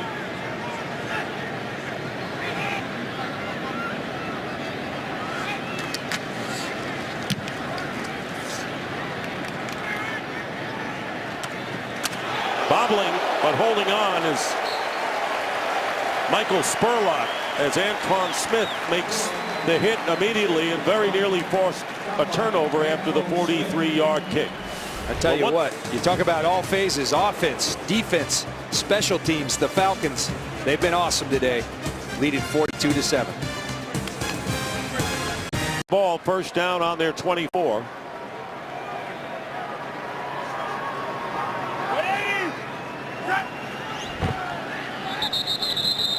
And we'll have a flag down, a false start penalty against the Buccaneers. False start, offense, number 69, 5-yard penalty, first down. And time for a game break. Kurt Menefee brings us up to date. Neither Seattle nor Arizona going to the playoffs, but the winner of this game will finish 500. Leon Washington doing his part to help Seattle do just that. 48-yard touchdown run. They're all even at 10 apiece midway through the third quarter, Dick and John. Both of these teams have something to be looking forward to next year. Absolutely. I think great coaching jobs by both Pete Carroll and Ken Wisenhunt, keeping those teams in it right till the end. 1st and 15. And there's the screen to LeGarrette Blount. And Blount, leaping as he likes to do, gets stopped at the 29. Well, Rondé Barber, we saw him in the first half go into the locker room for a report. Here's Jamie. Thank you, Dick. Well, Rondé Barber has not come out of the locker room. The report is that he has an arm injury. His return to this game is questionable. Setting a Buccaneers record, Jamie, with 225th game, passing Derek Brooks. And, of course, questions about whether he will decide to hang it up after this year. 2nd down and 5. And Freeman's pass is caught for the first down by Craig Lumpkin. And, of course, who could discuss possible retirements for DBs on the Tampa Bay Buccaneers than one? Who was that, Mr. Lynch? Well, you know, I've spent some time with Rondé this week, and I think he's fully intending on coming back and playing. He's playing too well not to do that. I told him, you see that Gonzalez contract, that should be your platform. Go to the Bucs and say, hey, 1 year, $7 million, I'm good. But in all seriousness, Rondé's played at such a high level this year. I think they know how to use him correctly. Regardless of who's the coach, I think Rondé Barber should be back in a Tampa Bay Buccaneer uniform. Why hang it up if you don't have to? Madhu with the carry. It was interesting when you were talking to Matt Ryan and you asked him about Rondé Barber, and he says, you tell me about him. Well, I'll tell you, in all seriousness, to get 225 games under your belt, you got to be a tough player, and that's the toughest player I ever played with. Combination of physical toughness, mental toughness. I've seen this guy play with things that guys normally don't play under. A great career, still playing, plays with so much pride, so much passion. To pass the great Derek Brooks, that's something special for Rondé Barber. 2nd down and 9. And the pass is caught by Parker for a first down. And, of course, his brother, Tiki Barber, retired. And, maybe because of the course of time, maybe regretted it. He wanted to come back and play. No one took a chance on him. And maybe Rondé sees that and says, look, I'm not even going to leave this game until I really have to. Oh, believe me, that's in the back of his mind. And that's always the hardest thing for an athlete to do. When's the right time? But when you're playing as well as he is, and you're still having fun and you still love it, keep doing it. Josh Johnson is in as a wide receiver as Freeman goes to Johnson. Pass is thrown out of bounds, but was covered well by Chris Owens. Josh Johnson is the backup quarterback, of course, with the Buccaneers behind Freeman. There's the great career of Rondé Barber. 5-time Pro Bowl selection, 199 consecutive starts, most amongst active players, 43 interceptions, 27 sacks to go along with it. This guy's made a strong case for the Hall of Fame after this career. One of the great players I ever had the pleasure of playing with. To be one of 2 former Buccaneers in the Hall of Fame who played in that secondary. Here's a catch made by Mike Williams, his first catch of the game, and the Falcons showing a shoddy job of tackling there. They're going to call the forward progress with Thomas Deku finally making the stop down at the 20-yard line. He'll get 31 yards eventually here.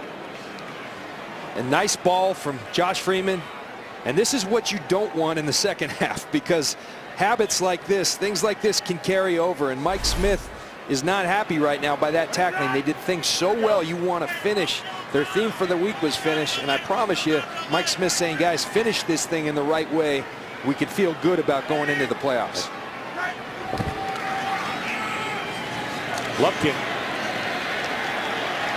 and he gives ground. William Moore, first one to get him, and a loss of 2 yards. Get coverage of every NFL game with NFL Mobile. Call ** NFL now. Dick Stockton along with John Lynch and Jamie Maggio here in Atlanta. Mike Smith, who has led the Falcons to the playoffs in 3 of his 4 years here, and for the first time in franchise history, playoffs in consecutive seasons. Last year stunned by Green Bay in the divisional round after going 13-3 and losing here. Freeman. And holding on is Kellen Winslow, who is about 1.5 yards shy of the first down, with Lofton and Dominique Franks from the secondary. And Mike Smith, he's been wonderful as a coach here during the regular season. The next step is to go win in the playoffs, and you want to be an elite quarterback. He talked about, an elite head coach. He talked about his quarterback, Matt Ryan, entering the elite category. And I would beg to differ only from the standpoint to be elite. I think you've got to do it in the postseason. And that goes for Mike Smith and Matt Ryan. They're going to have their opportunity once again. 3rd down and 2.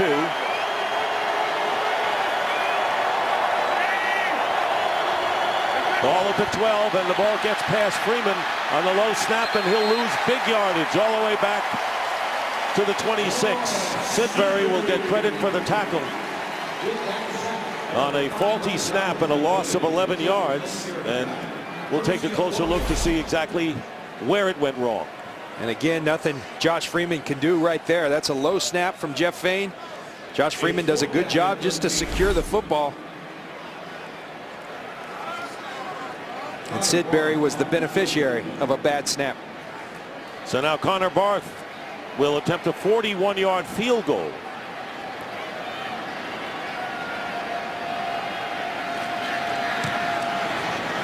And Connor Barth, kick is good, and the Buccaneers now trail 42-10. Last time the Falcons won a playoff game was in the division round back in 2005.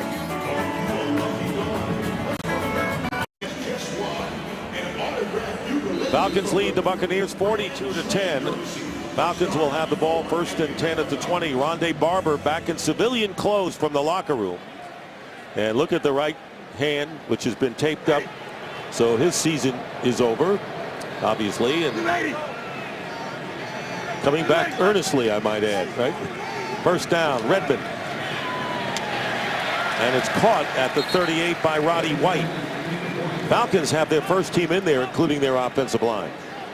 And that's a good opportunity for Chris Redmond to get out there and get good reps with Roddy White with his first team offensive line to get a feel for it. And God forbid something happened for the Atlanta Falcons to Matt Ryan at the quarterback position. As you mentioned earlier, they got to feel very comfortable with Chris Redmond as a backup. This is his 5th game in his 5th year. Drafted by the Ravens, was out of football.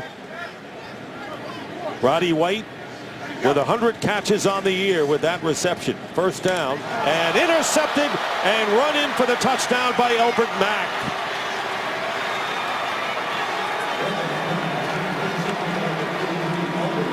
So Redmond makes a mistake, and Elbert Mack read it perfectly. Over 40 yards for the return on the interception. Well, this guy right here, Elbert Mack, is always a guy that's somewhat of an afterthought. He just makes the team, but all he ever does is make plays. Every time they put him out there, good things happen, and I think guys like that deserve more playing time. Elbert Mack, nice job of playing. Second half of a game that's out of hand, you keep playing, and he should be an example for a lot of his other teammates. And there's Rondé Barber going over to Elbert Mack to congratulate him. That is his 2nd interception of the season. And it must be his 1st touchdown because he wanted the football. Take that thing home, paint it up. Going for 2 with 3:32 to go in the 3rd quarter and trailing by a lot. Here's the fade, and it's caught by Winslow for the 2-point conversion as he outjumped Dominique Franks. And now 42-18. So the Falcons scored the first 42 points of the game, and the Buccaneers the last 18, including this beautifully timed leap by Kellen Winslow for the 2.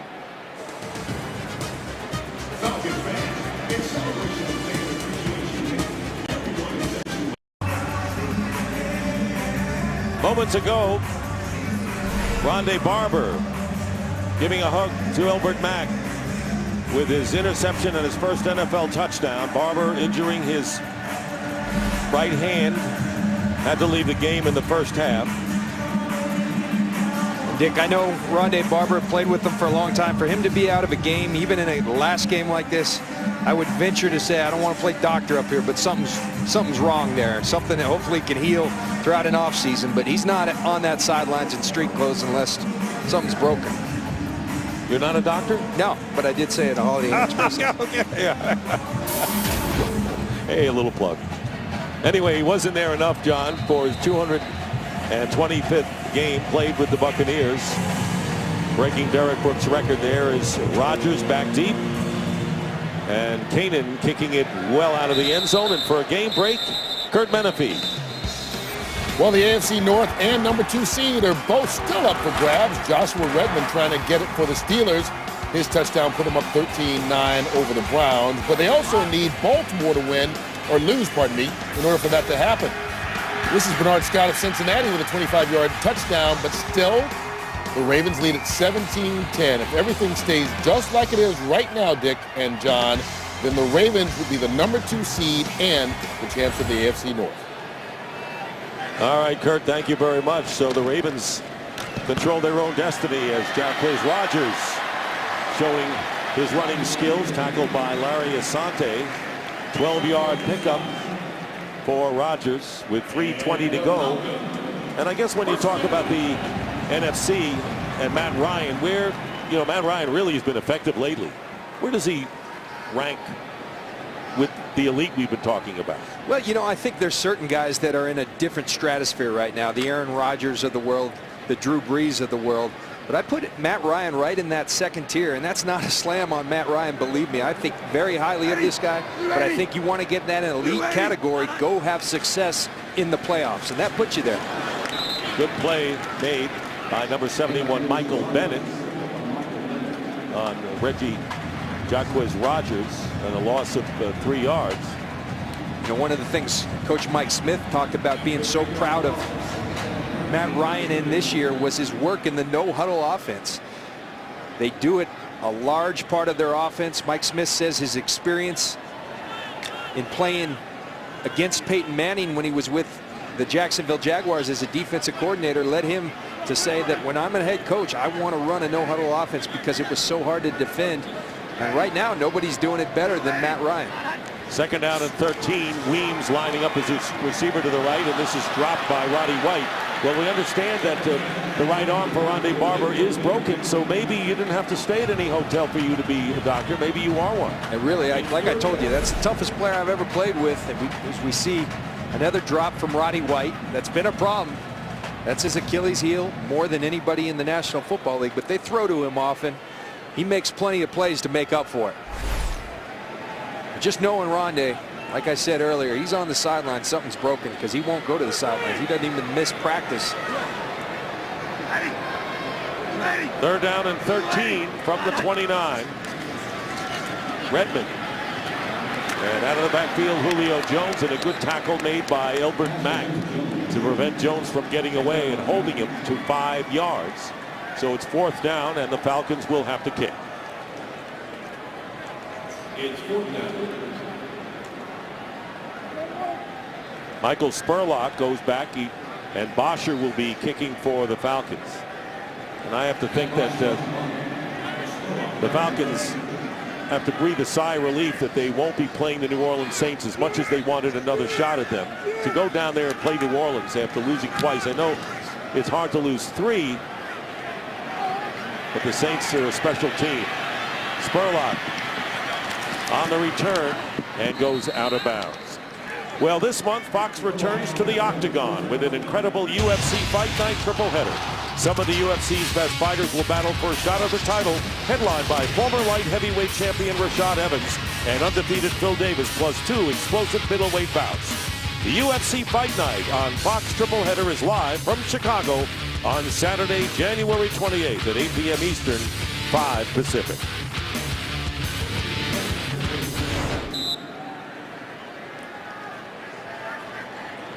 First down on the 23. Moses Madu, number 32, is in the backfield with Josh Freeman. And it's Madu with the catch down at the 30 by Sean Weatherspoon. Dick, and I think one thing as we see John Abraham on the sideline, certain starters starting to come out for Atlanta that we see that could be an Achilles heel for the Falcons in the playoffs is they get a lot of pass rush from John Abraham. They don't get a lot from everyone else. And that's got to change in the playoffs. It's got to come from the inside. It's got to come from a guy like Bierman and Ray Edwards, who they went out and paid a lot of money to get someone opposite of John Abraham. If not, you got to pressure people up. Catch made by Kellen Winslow for the first down. Lofton on the tackle. Vance Walker, number 99, is also in that defensive line for the Falcons. Matt Ryan today completed 6 of 9 for 106 yards and 2 touchdowns, and became the all-time leading passing leader for yards, surpassing Jeff George, over 4,000 in his career. First down, and here's Madu out of the backfield again, falls down after the catch. And he'll be stopped 2 yards shy of the first down, and that'll be the last play of the third quarter. That is the end of the third here in Atlanta with the score. The Falcons 42 and the Bucs 18. Fox NFL Sunday continues after a word from your local Fox station.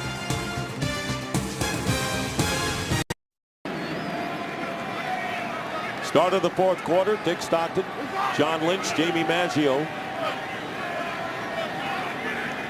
Second down and 2. Josh Johnson is a wide receiver here, but the handoff going to LeGarrette Blount. And it takes several Falcons to bring him down. 4-yard gain and a first down just into Falcon territory. This is the way the scores have been by quarter. The Falcons scored the first 42 points of the game. 21 coming off of 3 turnovers by the Buccaneers, who have tallied the last 18. Interesting that the Falcons can get a little comfortable, but not too comfortable, because they still have to win this game to nail down that coveted number 5 seed.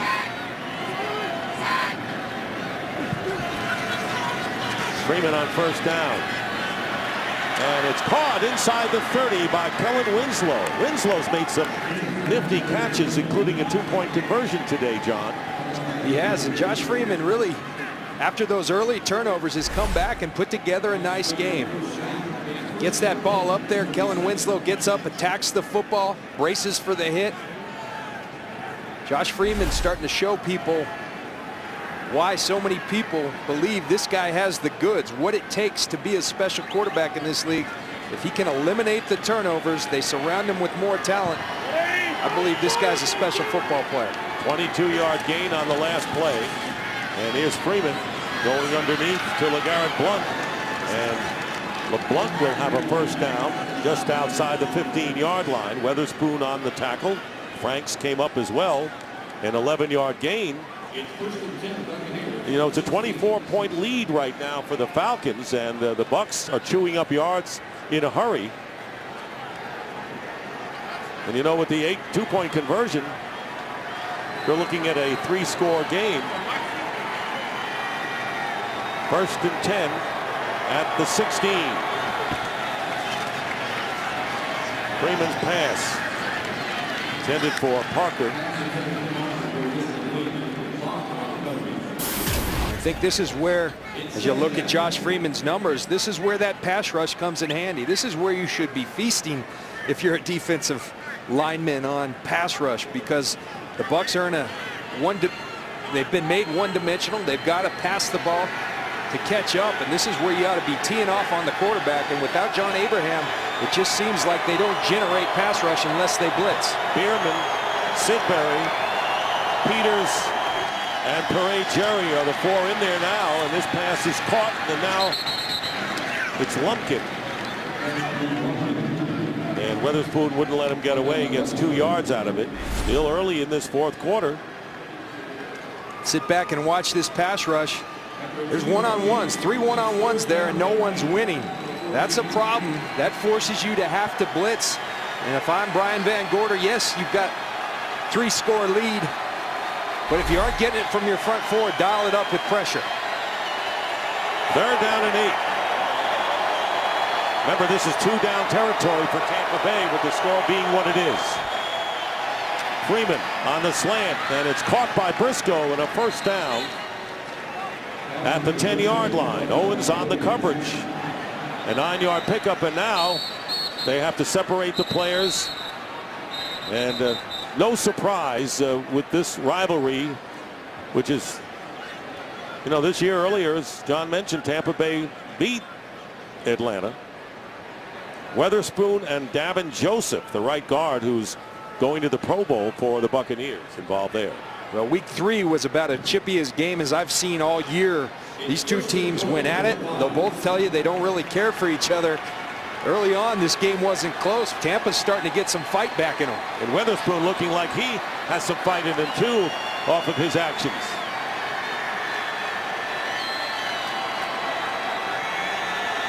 And Josh Freeman explaining to the referee that they have to adjust the clock.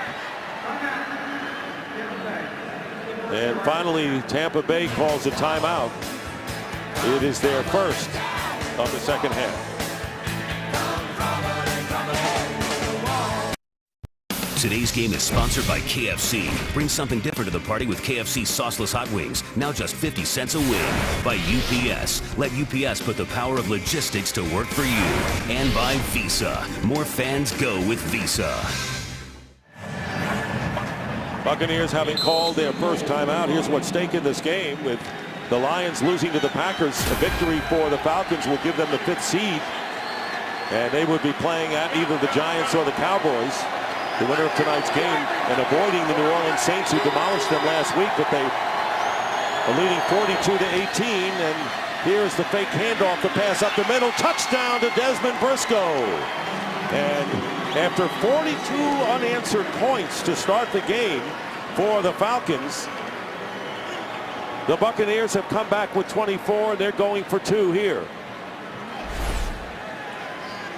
Desmond Briscoe comes down in motion. A hard play action fake by Josh Freeman. He fakes like he's blocking the linebacker and then gets to the back of the end zone. A perfectly placed football by Josh Freeman. That's too easy by this Atlanta Falcons defense. A critical 2-point conversion. If the Buccaneers convert, you got a 2-score game. Briscoe's 2nd touchdown catch of the game. Going for 2 here. Freeman pumps once, throws, and they don't get it. They wanted to go to Briscoe again in the back of the end zone. Curtis Lofton was on the coverage back there, but a flag is down right near the line of scrimmage and behind by about a couple of yards. Personal foul. Roughing the passer, number 71, going low at the quarterback's legs. Half the distance to the goal. Retry. And it's Croy Bierman, and it's half the distance and another chance for Tampa Bay.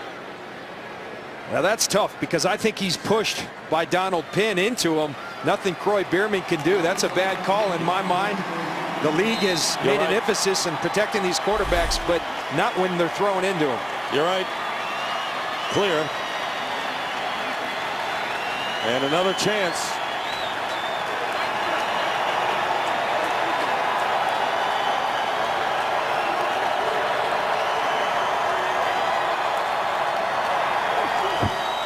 And the quarterback not going to make it. Freeman tried the quarterback draw, but Sean Weatherspoon was equal to the task, and the Falcons stopped the 2-point conversion, giving them a little breather here. The quarterback draw goes by the boards, and the score 42-24. We'll be back. Here's the scoring drive, and Freeman was 8 of 9 for 73 yards on that drive.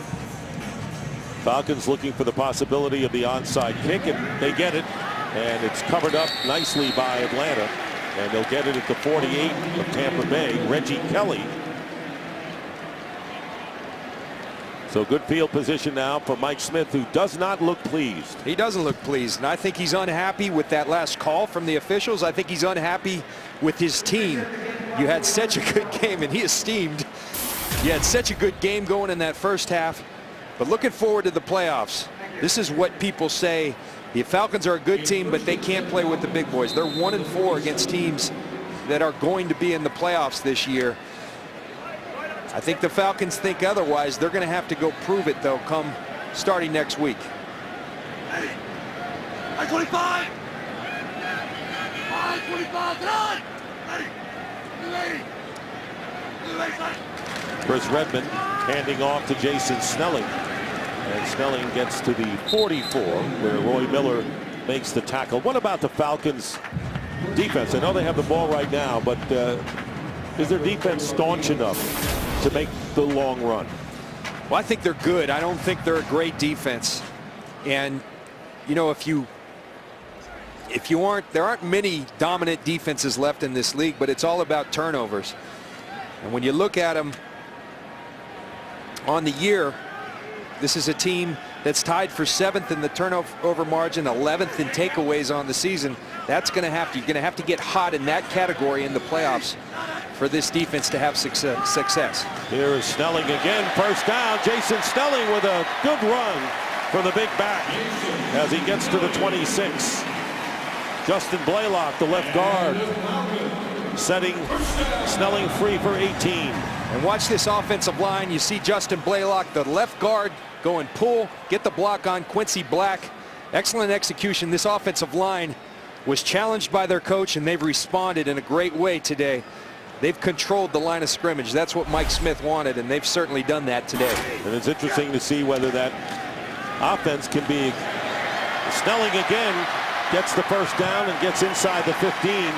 Whether they are strong enough offensively and defensively. And, you know, they're one of the teams that could be lurking and do damage in the playoffs. And that's the question. Do they have enough on both sides of the ball? And I think when you talk about their defense, it's all about pass rush. Can they get that consistently? They didn't versus the Saints last week. And then the turnovers. They left 3 interceptions out there that they nearly caught. If you want to beat teams like that, you've got to deliver. You've got to finish the deal. And there you see defensive line. Abraham has had a big game when he was in there earlier. 1st and 10 at the 14. Jacquizz Rodgers changes direction and gets close to the first down. Near the 5. Gets 9. Ahmad Black. Buccaneer safety makes the tackle. This Jacquizz Rodgers has looked good today. He's looked good throughout the year. He provides a different look for the opposing defenses. A smaller guy like a Darren Sproles. After Michael Turner beats you up, you throw a change of pace at someone. Jacquizz Rodgers is starting to look like that guy for the Atlanta Falcons. And Julio Jones lines up to the right on 2nd down and a yard. Here's Rodgers up the middle, first down. And is stopped at the 2. So it'll be 1st and goal for the Falcons. And they have outgained the Buccaneers 247 yards to 21 on the ground today. And 172 of those from Michael Turner, who scored 2 touchdowns. 1 an 81-yard scamper. For the Buccaneers, run defense is something they've got to address in this offseason. Last week, Carolina ran right through them for 260+ yards. Atlanta right back at them with nearly 250 on the day. 1st and goal. Ball at the 1. And here's Rodgers again. Rodgers. No signal yet. And may have fumbled. Saw the ball come out.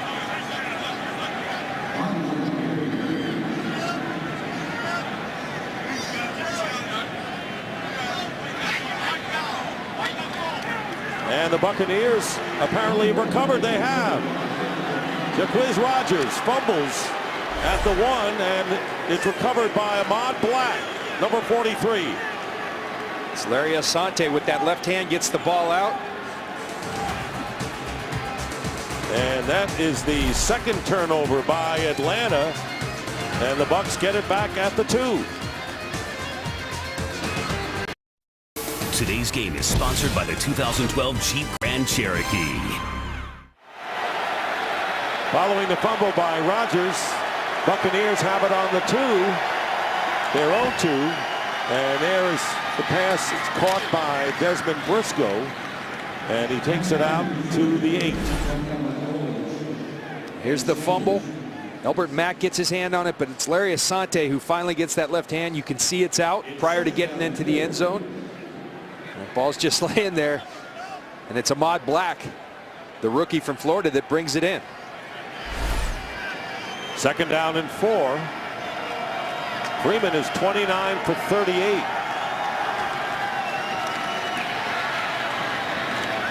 And there is Briscoe, or Lumpkin that is, and Lofton makes the tackle short of the first down. It'll be 3rd down and about 3 now. Dick, you talk about moving forward in the playoffs. The strength of this Atlanta team, to me, it's this linebacking core. Sean Weatherspoon took the next step this year. He's got special potential. Curtis Lofton, a very good player in the middle.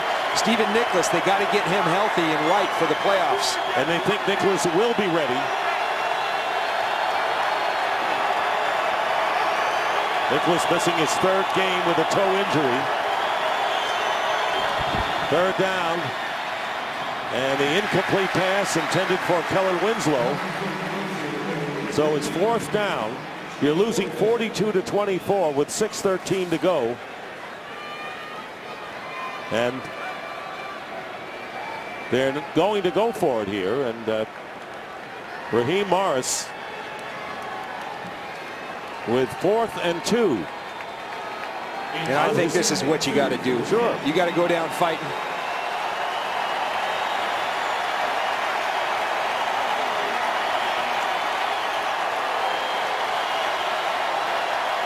And any chance of a Buccaneer miracle comeback would go by the boards if they don't get the first down here.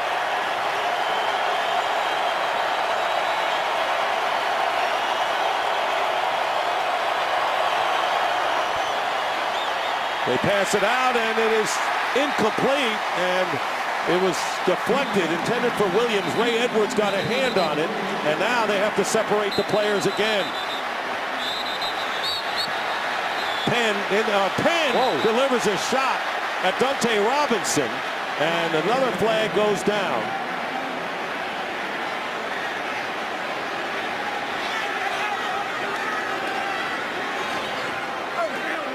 Now the Atlanta Falcons are a team that is headed for the playoffs. They're going to be playing in a game next week. And Mike Smith and these guys, they need to get Dante Robinson and get him to the sidelines. They need him for the playoffs. Out there with his helmet off. The Bucs are going home. The Falcons, they're playing in 6 or 7 days. Dante Robinson needs to get to the sidelines. Now Donald Penn gave Robinson a shot. Now we don't know how all that started. You always see the finish. You never see what got it underway. Well, there's the jab, and then here's the right hook. He wasn't done. Ooh. It's a big guy picking on a little guy. After the play, there are 2 fouls that were offset. Unnecessary roughness, number 23, defense. Unnecessary roughness, number 70. It'll be 1st and 10, Atlanta's ball.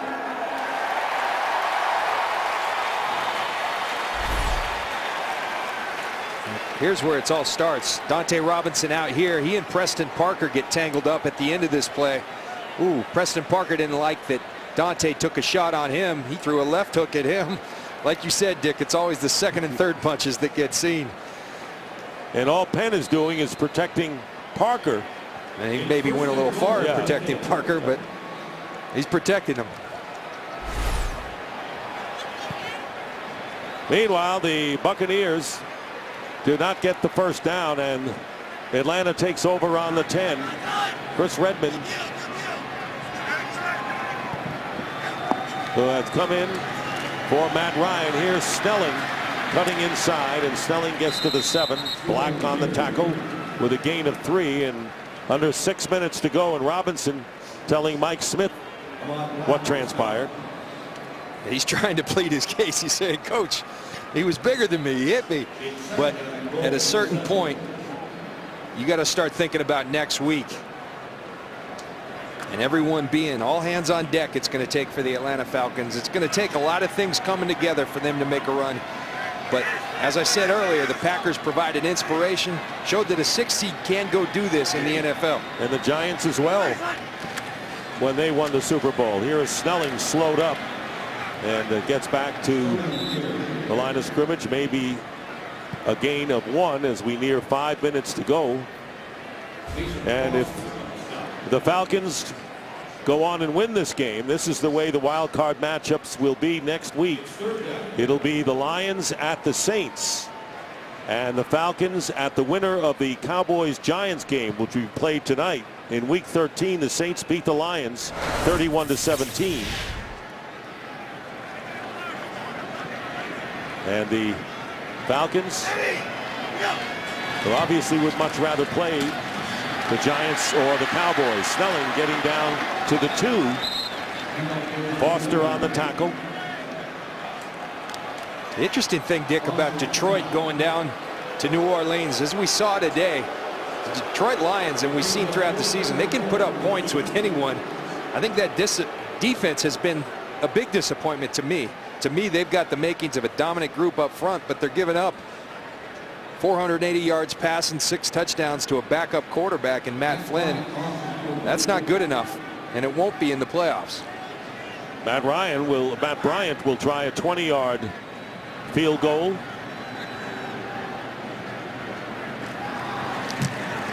And it is now 45-24 in favor of the Atlanta Falcons. Tampa Bay will finish with 10 consecutive losses after starting at 4-2. Arthur Blank, the Falcons owner, congratulating his team.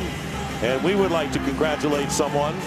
Our broadcast associate, Eric Mandia, who got engaged this past week to Lindsay Disher. And we wish them both great success. Eric Mandia, our broadcast associate, and none better. Preston Parker downs it in the end zone. They'll take it out at the 20. And Fox's football coverage won't end when the games are over. Afterwards, stick around for the OT, where Kurt, Terry, Howie, Michael, and Jimmy bring you extended highlights, expert analysis, exclusive interviews, and a look ahead to next weekend's playoff games. America's #1 post-game show, the OT, presented by Lowe's, is coming up after the game only on Fox.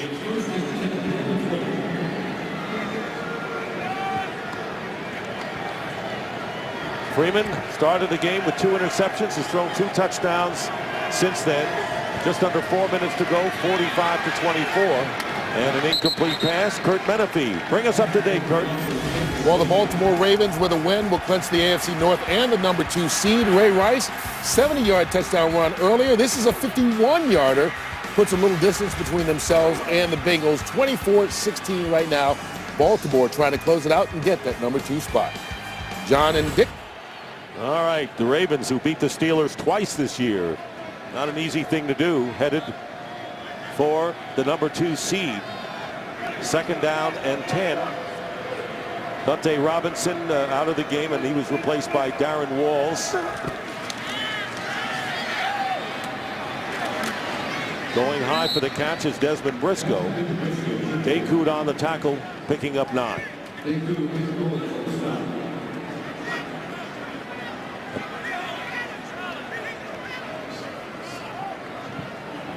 3rd down and 1.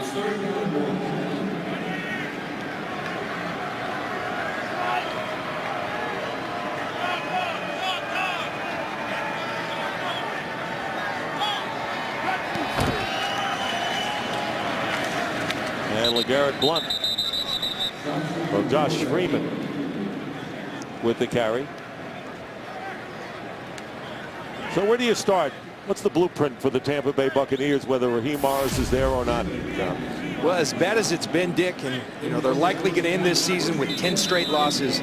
I think they're closer than people think they are. So whether Raheem's back or someone else is back, what they have, they've got a franchise quarterback in my mind. Other people may differ. I think this guy's a stud at the quarterback position. And then your buddy Ernie Corsi, Dick, he always says you got to have the quarterback and you got to have guys to knock down the quarterback. And you look, health becomes an issue there, but Gerald McCoy, Brian Price, both guys that have struggled with injuries, guys they've recently drafted, Adrian Claiborne, put together a strong rookie campaign. You've got Daquan Bowers, Michael Bennett. They've got those kind of guys. Now they need a lot of things, and they need to build around that franchise quarterback, and they need to help him out. They need speed at the wide receiver, but more than anything, I think leadership. You're looking at a team this year, and I think where they went wrong, they cut 2 of their captains from last year. They let them go. Barrett Ruud went on to Tennessee. Cadillac Williams went on to St. Louis, and I don't think you can discount that.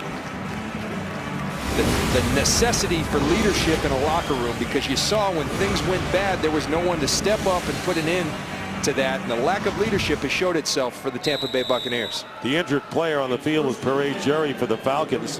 What about Raheem Morris? Well, you know, Raheem's a guy I think very fondly of. He helped me win a Super Bowl. He was in our defensive back room there. I think he's got a ton of energy. This is a young team.